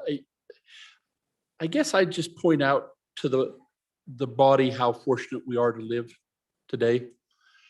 You know, I can remember the first heart transplants. What a miraculous things that well. And right now we have in Lander, Wyoming, we have 2 cardiologists that can watch your heart in Evanston, Wyoming, or Tallahassee, Florida, and tell you if you're going to fall, if you have fallen down, or if you've tripped, or if you bumped against the wall, and correct the problem from right there in Lander. Amazing. I went and got my knees replaced, and we're walking on them the same day. Can you believe that business? Isn't that craziest thing you ever? And I'm home in like 2 days, and you're walking around with this. You kind of got to get used to this click thing, but I mean, it's amazing. And you've got ophthalmologists coming into Wyoming replacing lenses and eye surgery in offices. It's a great time to be alive. We're very fortunate to have these services. But can you imagine them trying to do eye surgery that they're doing now 20 years ago and like they are? No, the practice has changed. We've come a long ways. And I think all of these professions, the only thing that worries me is it looks like these guys just get younger and younger. And they do. But the profession has changed. And we need to bring this Practice Act up to speed to where the citizens of Wyoming can benefit from the technology and the practices that they do every day. They've been doing this in Oklahoma for 20 years, Kentucky for 14 some odd years. And we want to bow our neck and say, not here in Wyoming. We don't want to do, we want to be careful here. I think that it's, the big guy from up in the Bighorns talked about being a pilot. How many pilots do we now have practicing on simulators to learn how to fly? But yet we're concerned that maybe these guys haven't practiced on a real eye, in some cases with some laser, because we now have the technology to use something else that is just as good, like a simulator. Come on, folks, you old gray-haired guys like me, we need to chill out a little bit, take a Valium, and it's going to be okay. They're going to be fine. Let these young bucks who are smart and know how to do this provide the services that are going to benefit the citizens of this state. I think it's a good bill. It's an old friend. We've been at this, as pointed out from our good friend from the middle part of the state, that we've vetted this bill, 2 or 3 years now, and it's time that we poop or get off the pot, and it's time to get off the pot and get this thing done. So I would support the bill and would ask that you vote in favor of it too. Thank you, Vice Chair Larson. We are now on the Committee of the Whole amendment. Chairman Zwanitzer. Well, thank you, Mr. Chairman, and to the previous speaker for teeing that right up for me. I'd like to move Committee of the Whole amendment number 1 to House Bill 39, and I guess I'm going to bow my neck and say we should be careful here. And I like to think I'm somewhat of a young guy still. And so I will be the first person to say that we need to update this Practice Act, right? So I've spent 12 years in corporations, 5 now as chairman. There are about 46 Practice Acts. I've probably worked on a third of them that have come before the Corporations Committee in the past decade and a half. So 25 years is a long time with technology changing. So let me tell you, I'm generally in support of the bill and do think it needs to be updated. I do have concerns. You'll see in my amendment, it's on page 3, lines 19 and 20. The wording says any laser procedure not excluded under subsection C. And so if you look at subsection C on page 4, it basically says corneal procedures and vitreous chamber of the eye procedures for treating retinal or macular disease. So what statutorily we're saying that if it's not a corneal procedure and it doesn't treat a retinal or macular disease, any other laser procedure is allowed. And that just seems really incredulous to me, right? With as quickly as technology is changing, and what lasers can do nowadays, to have a practice act, to just have any kind of statement that says, well, unless we specifically say don't do it, it's allowed. In criminal law, that's great. If I were to do it to my 2 teenage sons and said, you know, here's specifically what you can't do, but I guess anything else that I don't specifically list is fair game, I would have lots of problems at home. So my amendment is, I would be even more comfortable if we specifically listed procedures, but to have statutory language that says, unless it's A and B, everything else with a laser is allowed. And I'll be the first to tell you, I'm in no hurry to come back after this passes to have another practice act in this area. And I don't think anybody else who's here will. So it might be 5 or 10 years before we would update and open this practice act again. So we better get it right this time. And with the advancing technology of what lasers can do, having an open section that says if it's not excluded, it's allowed, really worries me. So I want to support the bill. I like the concept. I don't like the provision that would be an opt-out. So I would ask for your favorable consideration of the amendment. Additional debate on the amendment. Representative Washit. Thank you, Mr. Chairman. There are at least 4 or 5 other states that have expanded the scope of services that these optometrists can perform. And none of those states have repealed their statutes because they've had a horrible experience with it. And so I'm opposed to this amendment because this is one of those services that these folks can provide. And I don't claim to be all-knowing expert, but one thing I can tell you is that young people graduating with their education in optometry have a choice to make. Where will I practice? Will I practice in a state that has expanded its scope of service that allows me to go out there and earn the kind of living that I've been trained to perform? Or will I go to a state that keeps me in a 1975 box? And so I worry that the day will come where we will have a shortage of optometrists because the young graduates will choose to go to one of the other states that are moving forward with an expanded scope of practice. So no on the amendment, yes on the bill. Thank you. Chairman Wilson. Thank you, Mr. Chairman. On and in favor of the amendment. And yes, I do feel that sense of deja vu. Last year in Labor Committee, we voted the bill down. And speaking to one of the previous speakers who talked about how do we bring together the clinicians to really talk about this? You know, I have some serious concerns about our ability as a legislature to really evaluate these clinical things. And last year I brought a bill to set up a clinical advisory panel for labor and corporations to give us some clinical insight on this. And I have to say that the bill did not get introduced. But if you look on page 5, and I am speaking to the amendment, but I just wanted to give an example about our challenges in understanding what we're doing. Let's look at line 9. Can you go home and explain to your constituents why you voted to exclude blepharochalasis, ptosis, or psoriasis? I couldn't even pronounce it right. I mean, do we really know? Do we really understand when we decide, oh, sure, these clinicians have the training to not mess up your eyeball? So one of the things that I did last year when I was trying to understand what training there is, one of the arguments last year was that the optometrists would be able to go to optometry school in, I don't think I can say it because it's not in the bill, but you know, there's a 15-state organization of different kind of professional, healthcare professional schools that people can go so that your own state doesn't have that, if you get what I'm getting at. Anyway, there are 3 optometry schools in the Western United States that are part of that consortium.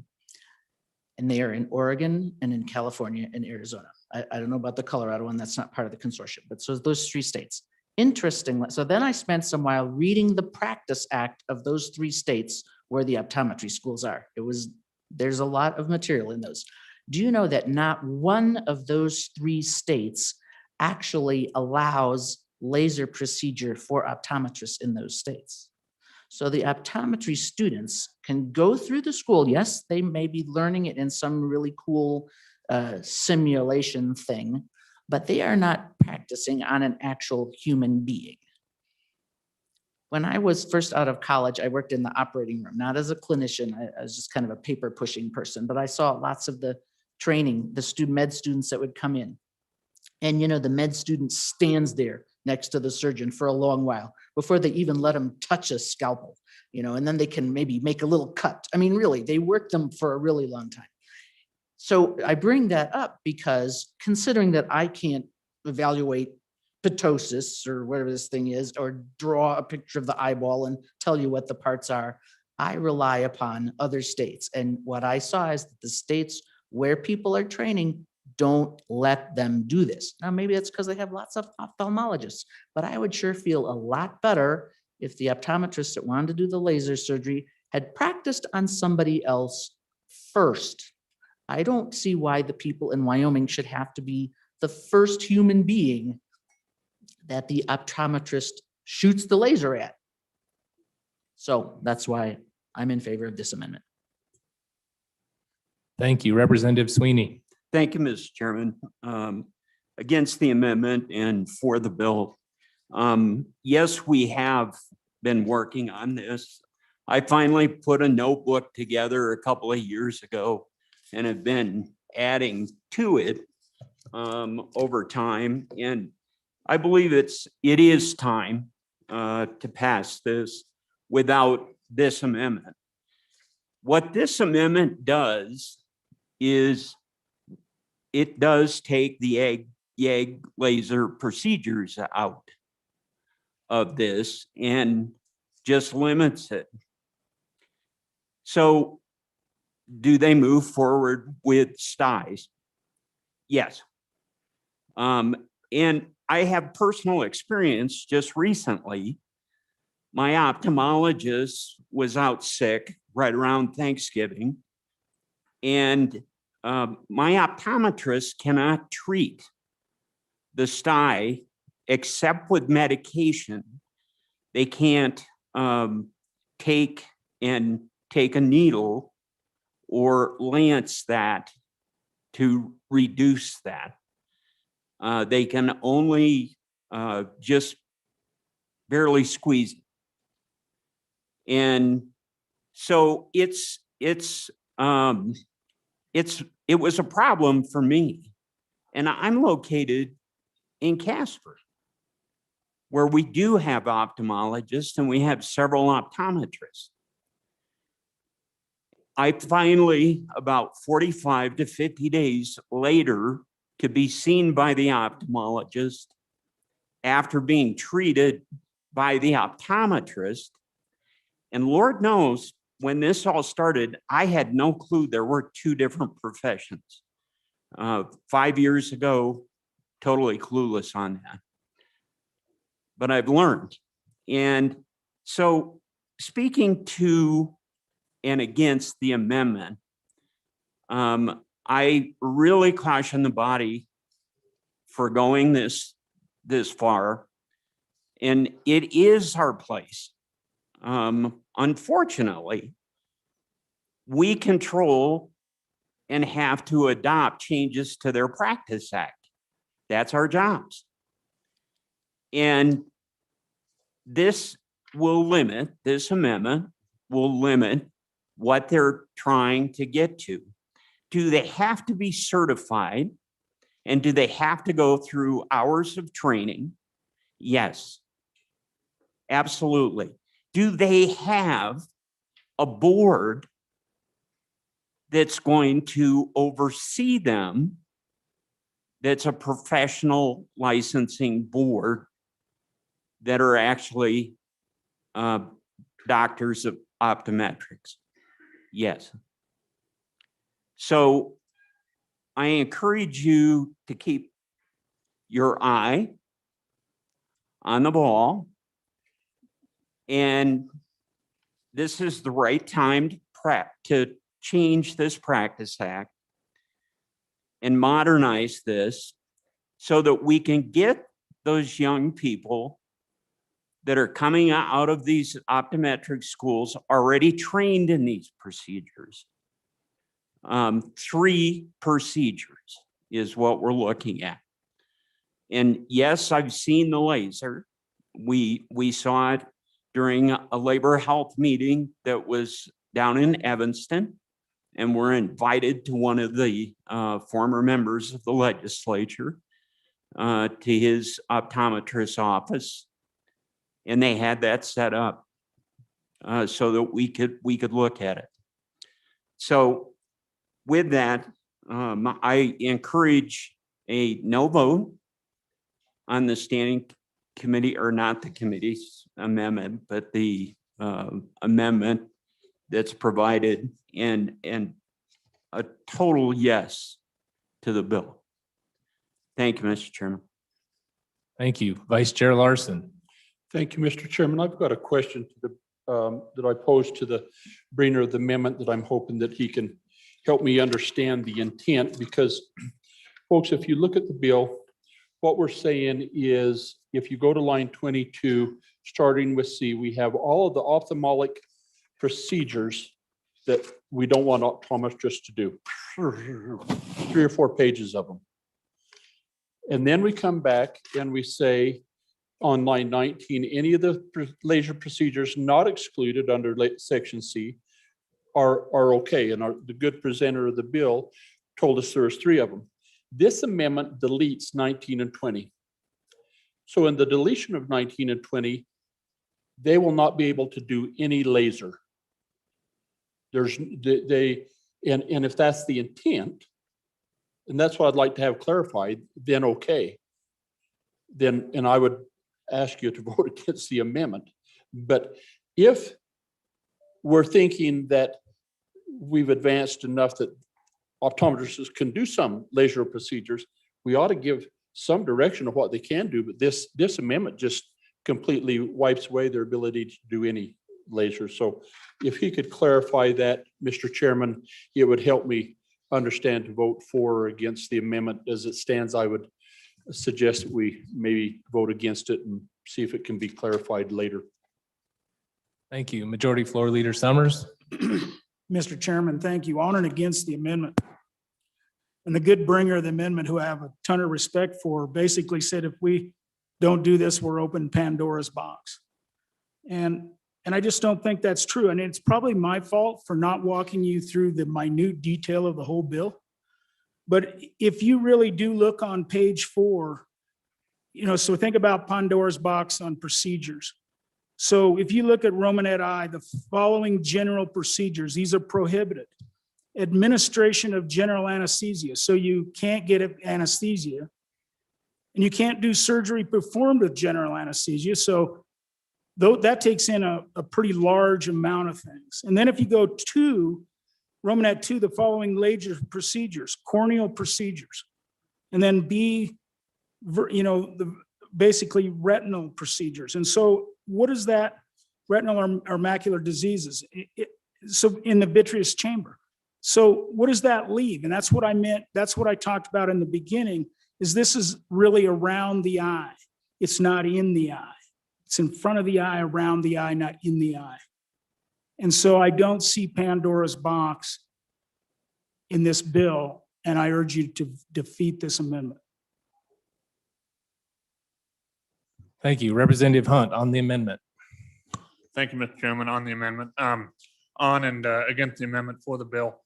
I think that I'd like to address a few speakers ago, the good chairwoman of Labor Health, is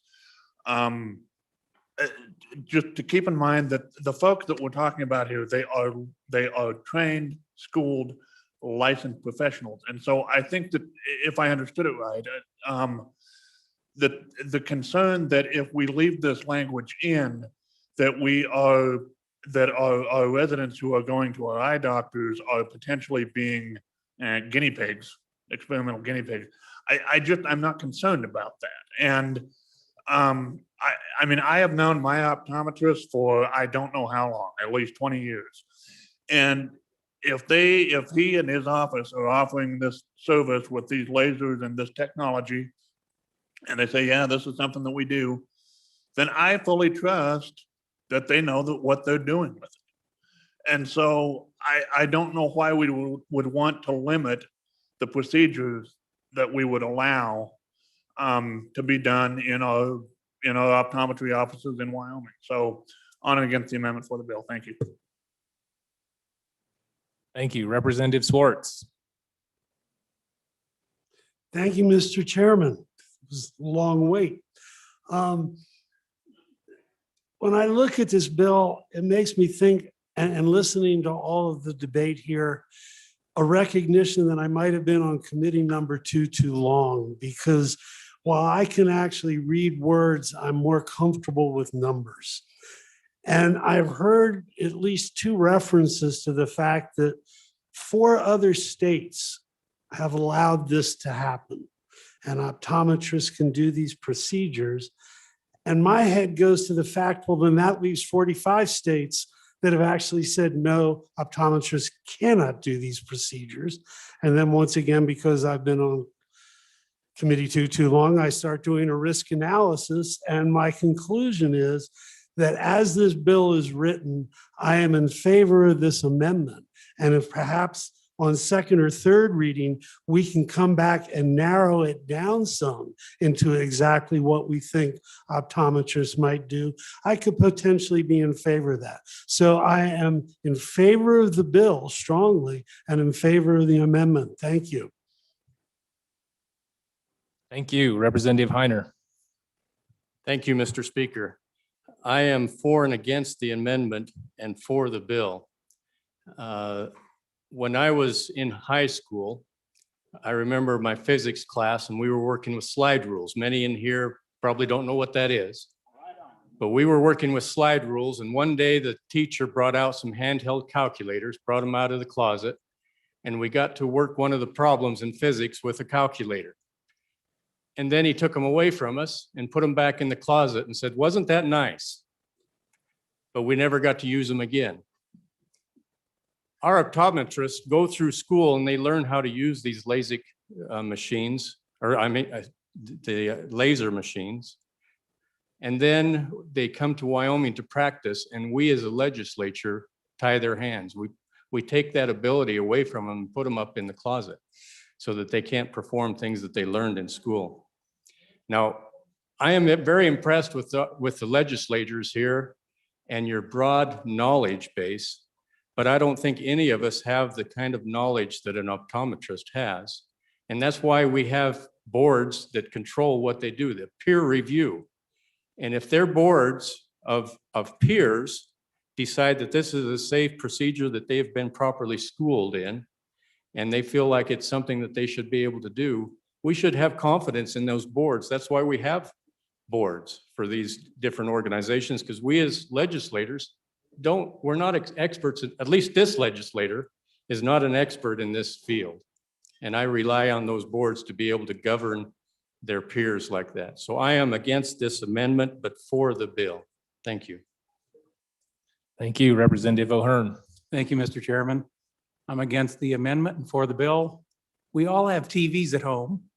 We all can change the channels. If you're not comfortable with the guy you're going to go see or the gal, and it's your eyeballs, if you don't feel comfortable, go down the street. Against the amendment, for the bill. Thank you. Representative Haroldson. Thank you, Mr. Chairman.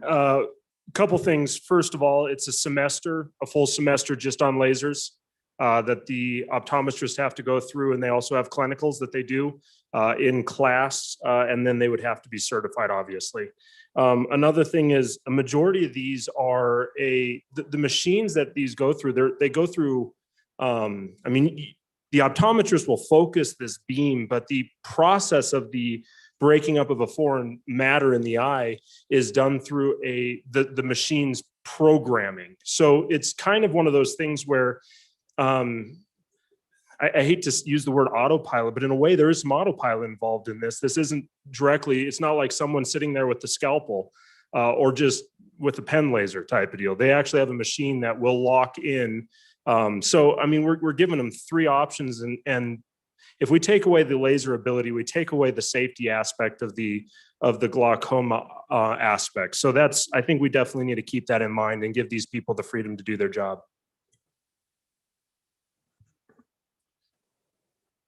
Chairman Zwanitzer.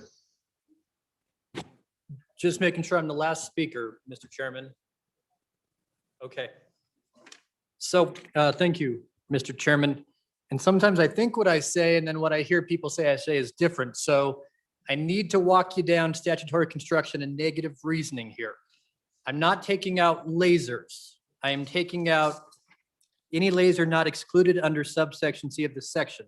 You take out that wording, it doesn't remove lasers. You fall back on the Practice Act, which would be an optometrist as anyone who employs primary human eye care procedures and the treatment of abnormal conditions and diseases of the eye. The problem that I must not have explained very well is when you put this in statute, your Board of Optometry can't regulate or oversee it. So if you look on page 10, the Wyoming State Board of Examiners and Optometry is created to carry out the purposes and enforce provisions of this act. So here's what might happen. 3 years from now, you get some new cool laser technique, right? Some optometrist in Wyoming wants to try it out. The Board of Optometry says, we don't think that's a good idea. And that optometrist says, you can't do anything because you don't have any power as a Board of Optometry to stop me, because right here in statute, it says I can do it. So you want to be able to allow the Board of Optometry to have some oversight of what laser procedures are and aren't allowed. Now, I keep hearing there's 3 procedures, and I'm fine with those 3 procedures. One's a little sketch to me, but I'm not going to stop the bill. List those 3 specific procedures out in the legislation, because that's what we know is out there right now. My fear is putting open language that can't be contained in a Practice Act. You will forever shackle the Board of Optometry from saying, you can't stop me from doing this because it's a laser procedure and it doesn't deal with macular, retinal, or cornea. It's something new and trendy and cool. You've shackled the Board of Optometry from being able to prevent it, from being able to license it, from being able to inspect it. That's the danger of leaving this language in the statute.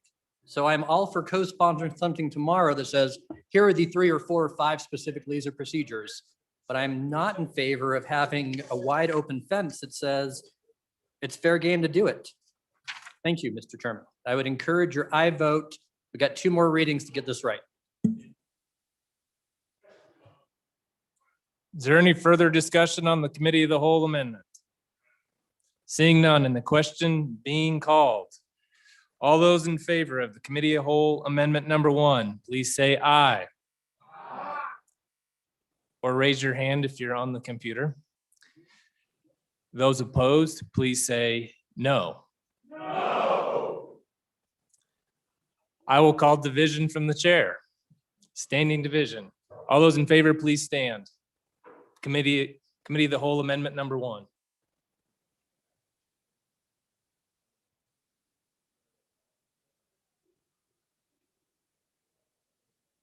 Or raise your hand if you're on the screen.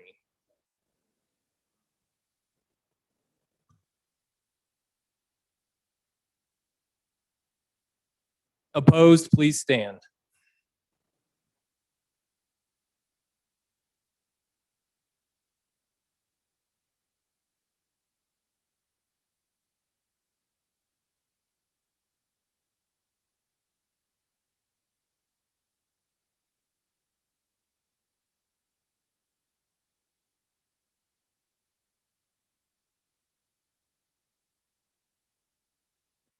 Committee of the Whole amendment failed by a vote of 17 to 34. We are now back on the bill. Is there any further discussion on the bill? Seeing none, the question being called. All those in favor of Chairman Zwanenser's motion that when the committee of the whole rises to report, to do so with the recommendation that bill number 39 do pass. All those in favor, please say aye. Opposed? No. House Bill 39 has passed the committee of the whole. The next bill for our consideration is House Bill 71. The reading clerk will read the bill.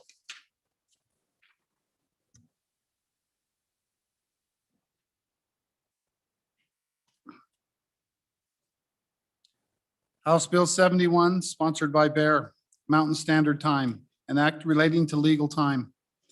Mr. Speaker, your committee number 8, Transportation, Highway, and Military Affairs, to whom is referred House Bill 71, Mountain Standard Time. Respectful report, same back to the House with the recommendation that it do pass. Ayes, Representatives Baker, Brown, Burt, O'Hearn, Stivar. Noes, Representatives Burkhart, Henderson, McGuire, Obermueller. Representative Burkhart, Chairman. You've heard the reading of the bill. What is your pleasure, Chairman Burkhart? Thank you, Mr. Chairman. I move that when the committee of the whole rises to report, it do so with a recommendation that House Bill 17 or 71 do pass. There are no standing committee amendments, and I turn an explanation of the bill over to its good sponsor from the northeast corner of the state. Representative Bear. Thank you, Mr. Chairman. Today, I bring this bill to you, the body, to eliminate an issue that 90% of Americans and Wyomingites hate to deal with each and every year. This issue is changing our clocks 2 times a year. This issue has been debated by this body for many years, and today we have an opportunity to put it to rest. Pardon the pun. You may ask, why was last year's effort not sufficient to make this go away? The answer, federal law prohibits the action taken last year from happening. In other words, for federal law must change before your constituents will ever see the results of the 65th legislature's good work. Lest any of you believe that this is not an important issue for your constituents, know that last year this body passed that bill to deal with this issue. So did the state of Utah and a portion of Idaho. And Colorado attempted to pass but failed. This year, Montana, North and South Dakota all have efforts similar to this one we have before us tonight. There are more than 20 other states that are attempting to do this particular action this year. Arizona is already on Mountain Standard Time, which is exactly what this bill purports to do for Wyoming. They have been since 1968. I will not belabor all of the reasons that this is an important issue to your constituents.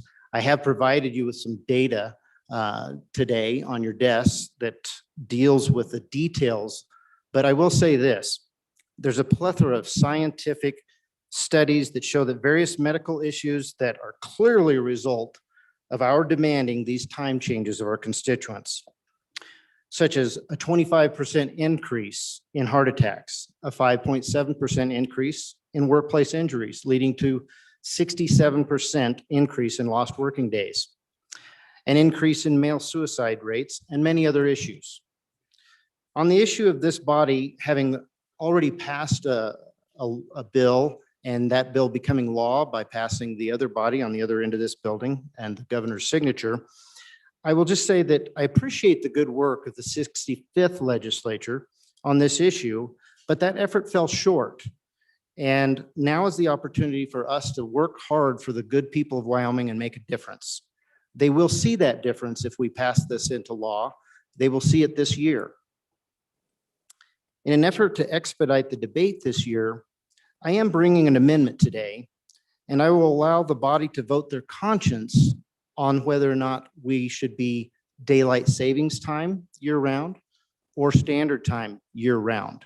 And I will describe that when I get to the amendment.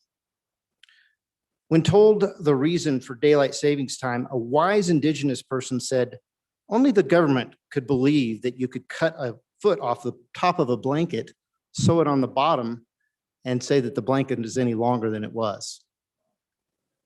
I ask today that you help the state to be a leader for those states around us, and that we take action on behalf of our constituents.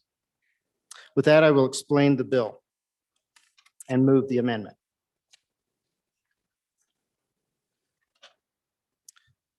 On page 2, you will find the definition of the bill itself on page 1. 8-4-116 is a new section of law. The year-round observed time of the state of Wyoming and all of the state's political subdivisions is Mountain Standard Time. On page 2, you will see the definition of Mountain Standard Time. That's the time that we're currently on right now. This is winter time. Below that, you'll see the definition of, that was the second definition. The first definition was Mountain Daylight Time. That's the time we're going to change to in less than 2 weeks. And that's the time that we'll observe during the summertime. And the end of the bill is repealing the good work of last year's legislature. At this time, I move that the Committee of the Whole amendment number 1 and ask for your favorable consideration. I will now explain the amendment. In an effort to keep the debate over whether we should have daylight savings time year round or Mountain Standard Time year round, I've moved this amendment. What this amendment does is it does not repeal the good work of last year's legislature. So that would allow this bill, if passed, to get rid of the time changes immediately. We would then be on Mountain Standard Time, just like Arizona. Should the amendment pass, then if federal law were to ever change, we would have one more time change, and that would be to daylight savings time. So this particular amendment is to keep the debate on that. Let's get rid of the 2 time changes for our constituents. And I will tell you, I mentioned earlier that 90% of Americans want to get rid of this thing. But the debate of daylight savings time and standard time, it's right down the middle, depending on which particular survey you look at.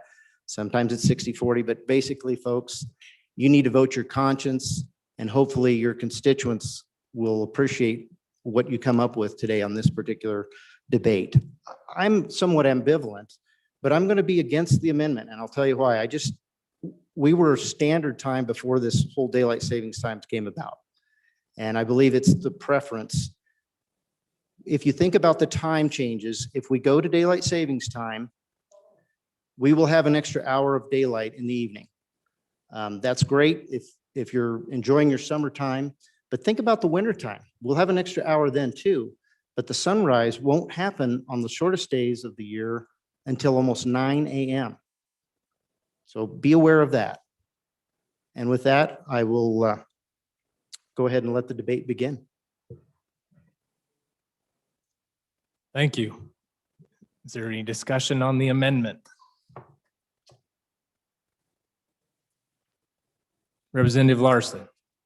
Mr. Chairman, thank you. You all knew I had to get up for this one. We've been on this battle for 3 or 4 years. I'd bring it every year. We're so far along on this to get other states surrounding us to go to daylight. And when those come along, in the last bill, we said, or last year's bill, we said 3 others beside us need to join us and let the federal government know that we all want to stay on daylight savings time. And we have the states out to the southwest of us passed it. The state to the west of us, half of that, the Panhandle passed it, that they wanted to stay on daylight savings time if the state to the west of them stayed on it, which is kind of confusing. The 3 states to the east of us that are divided by the time zone, they are currently in the midst of probably going to pass it to go to daylight savings time. So we are so close to having those combined 4 states to let the federal government know that we want to stay on daylight. So let's let them do that and do it nationwide. Nationwide, there's a good 15 of them, And I'd guess 80% of those have passed it to stay on daylight savings time. I would much prefer my daylight to last into the night, I guess.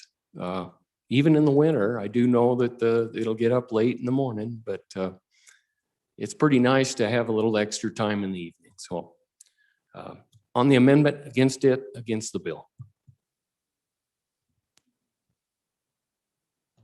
Is there any other discussion on the amendment? Seeing none and the question being called on the committee of the whole amendment. Number one, all those in favor of the amendment, please say aye. All those opposed, please say no. Committee of the whole amendment has failed. We are now back on the bill. Is there any further discussion on the bill? Seeing none and the question being called. All those in favor of Chairman Burkhart's motion, and when the committee of the whole rises to report it, do so with the recommendation that bill number 71 do pass. All those in favor say aye. All those opposed, please say no. The chair will call for standing division. Pursuant to House Rule 6-6B, the bill having failed. Standing vote first, please.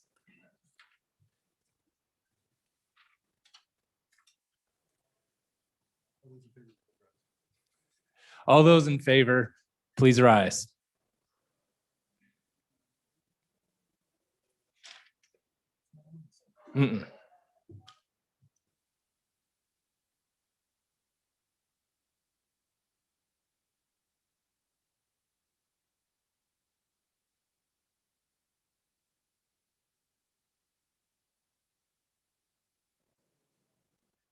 All those opposed, please rise.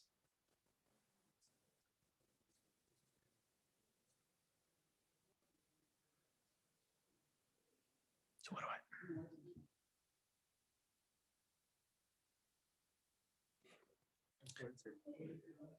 More than 22. Having failed the standing division vote, a roll call vote is required. The chief clerk will call the vote. We'll call the roll, excuse me. Andrew. Baker. Banks. Bear. Blackburn. Brown. Excused. Burkhart. Burt. Clausen. Clifford, excused. Connolly. Crago. Duncan. Eklund. Air. Fletner. Fortner. Gray. Greer, excused. Hallinan. Haroldson. Harshman. Heiner. Henderson. Hunt. Jennings. Kenner, excused. Knapp. Larson Lloyd. Larson Dan. McGuire. Excused. Martinez. Nyman. Newsom. Nicholas. Oakley. Obermuller. O'Hearn. Olson.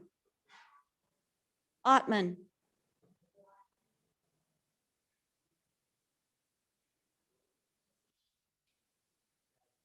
Paxton. Provenza. Roscoe. Schwartz. Sherwood. Aye. Simpson. Summers. Stith. Stivar. Sweeney. Walters. Washit. Western. Western. Wharf. Williams. Wilson. Winter. Yin. Swanitzer. Mr. Speaker. Closing vote. Are there any changes? Closing vote. The vote is closed. 24 aye, 31 no, 5 excused. Pursuant to House Rule 6-6B, House Bill 71, having failed a roll call vote, is indefinitely postponed. Majority Floor Leader. Mr. Chairman, I move that the Committee of the Whole rise and report. You've heard the motion. All those in favor, please say aye. Those opposed, please say no. The motion carries.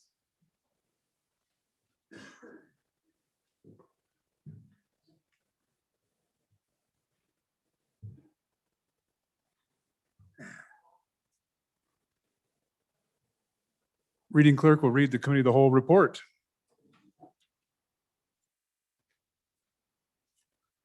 Mr. Speaker, your Committee of the Whole, having had under consideration bills on general file, begs leave to report as follows.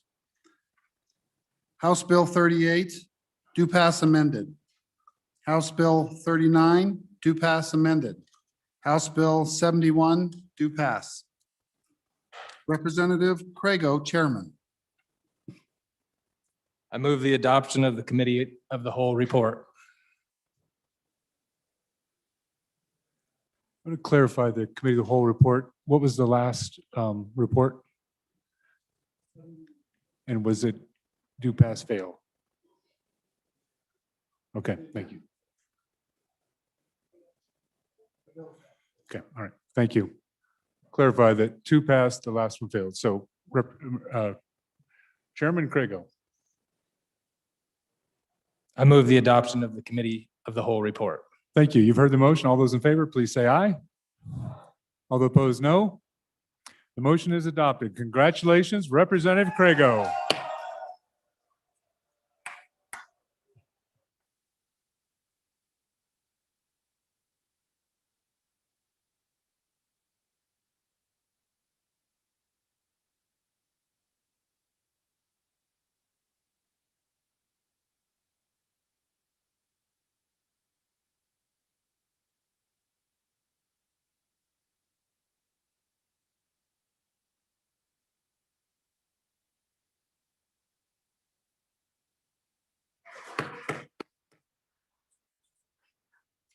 Thank you, members. Well done to a freshman member in the chair.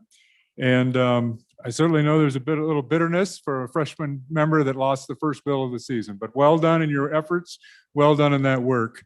I just want to give a shout out to all of our freshmen. They testify when they presented bills. Really stellar work being done, and want to continue to encourage you to continue doing that work.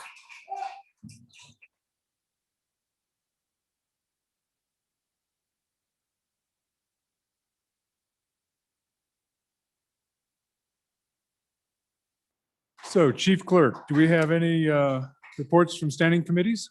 Please proceed. Reading clerk.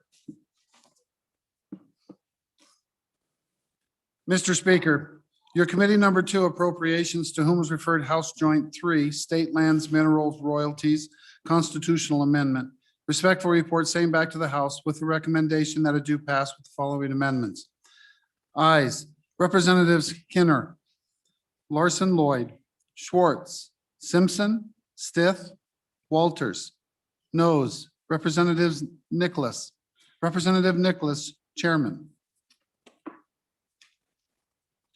Mr. Speaker, your Committee number 6, Travel, Recreation, Wildlife, and Cultural Resources, to whom was referred House Bill 84, the Naomi Hunt Range Exception Act. Respectful report, same back to the House with the recommendation that it do pass with the following amendments. Ayes, Representatives Banks, Flintner, Haroldson, Hunt, Jennings, Knapp, Newsom, Sweeney, and Winter.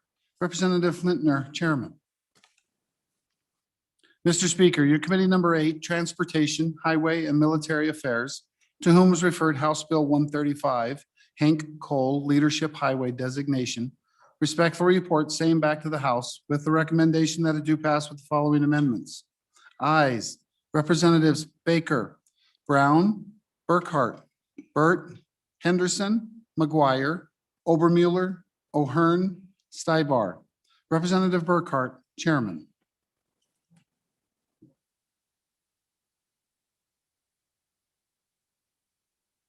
Thank you, Chief Clerk. Any messages from the Senate? Any other business? Mr. Majority Floor Leader, that clears the desk. Well, it doesn't clean the desk, but it clears the desk. Mr. Speaker, I move the House and adjourn until 10 a.m. tomorrow, the 3rd day of March, 2021. You've heard, any committee announcements? Committee announcements. Vice Chairman Duncan. Thank you, Mr. Speaker. Your committee number 9, Minerals, will meet in the morning, and we will be hearing House Bill 67, House Bill 170, House Bill 110, and House Bill 102. Thank you, Madam Vice Chair. Chairman Nicholas, Appropriations. Thank you, Mr. Speaker. Your House Appropriations Committee will meet on adjournment, continuing with House Bill 133 and House Bill 121 in the Joint Appropriations Room.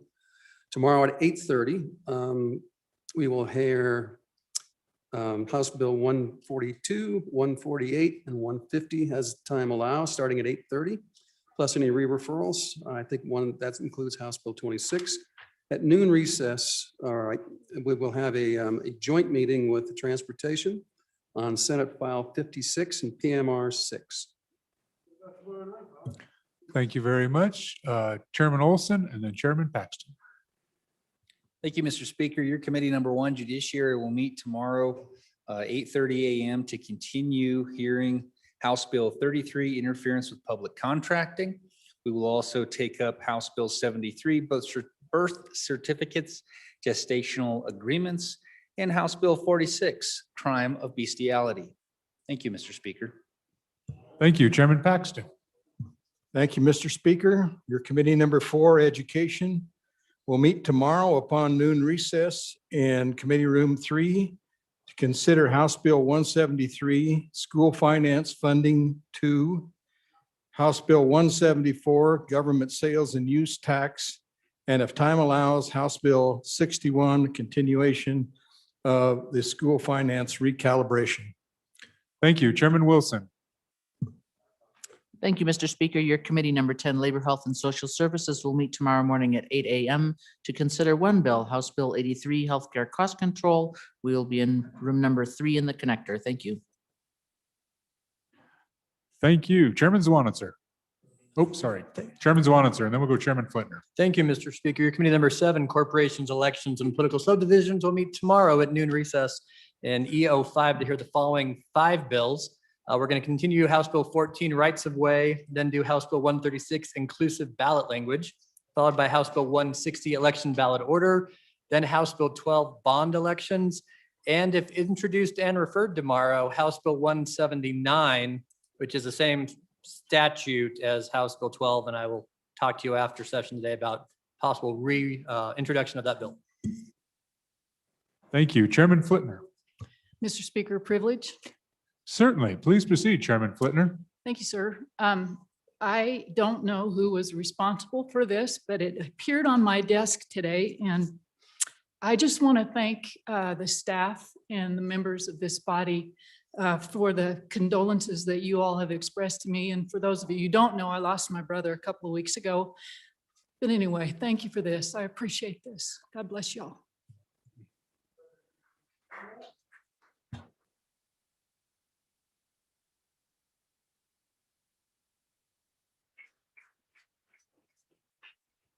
So thank you, Chairman Flintner.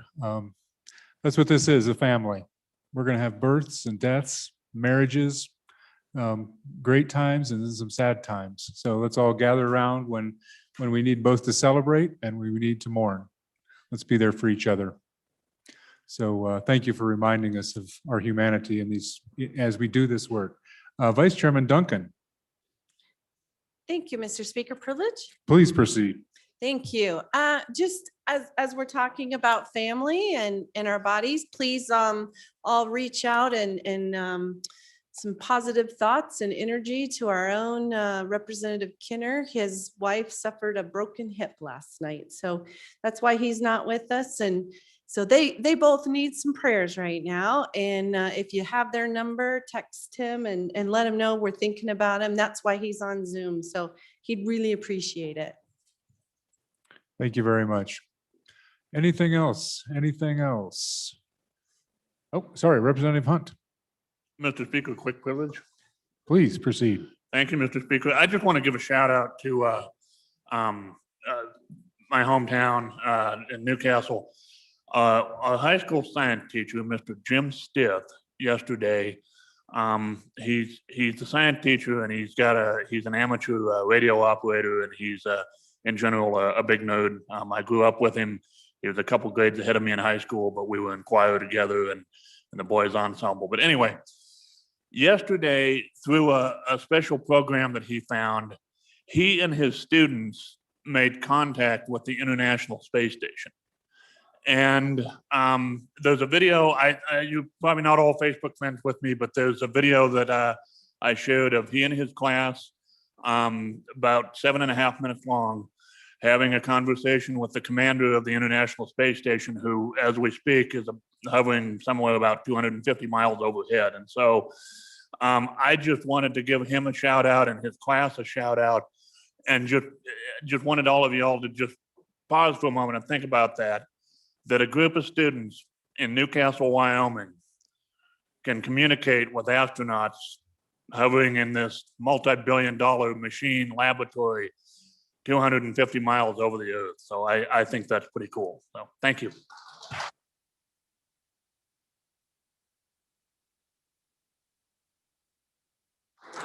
That is quite remarkable. Thank you for sharing that. That's quite nice. Congratulations to Mr. Stith and his class. And we'll have to have you sing for us one day there.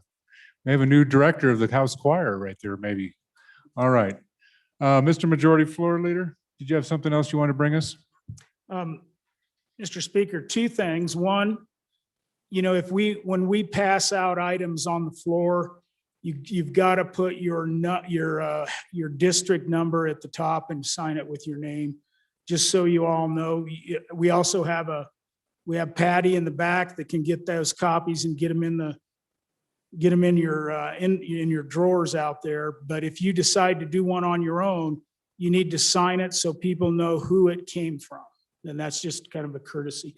And then, Mr. Speaker, I thought I would slowly go over the committee of the whole list for tomorrow. And that would be House Bill 95, House Bill 111, House Bill 65, House Bill 103, House Bill 118, House Bill 87, House Bill 17, House Joint Resolution 3, House Bill 84, House Bill 135, and House Bill 101, always subject to change. But thank you.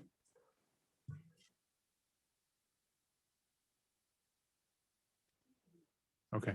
So members, I just want to lay out a little bit for tomorrow, because there's another order of business tomorrow that'll be different.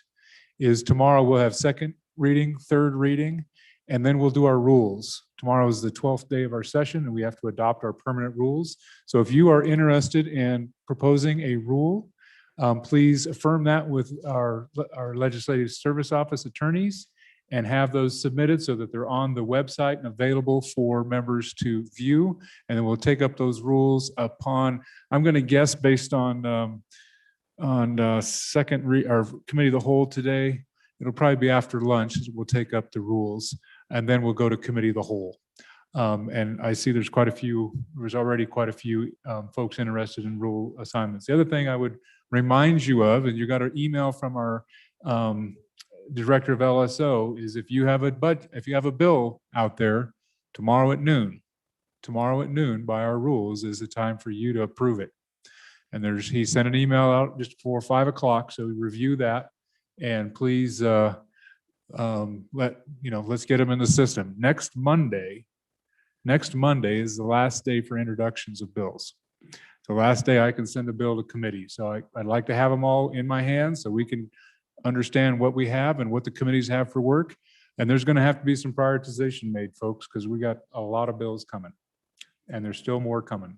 So with that, Mr. Majority Floor Leader, all good? You've heard the motion of Majority Floor Leader to adjourn until 10 a.m., the 3rd of March for our 12th day of the session. All those in favor, please say aye. All those opposed, no. The motion carries. We are adjourned until 10 a.m., the 3rd of March for 2021. Thank you very much.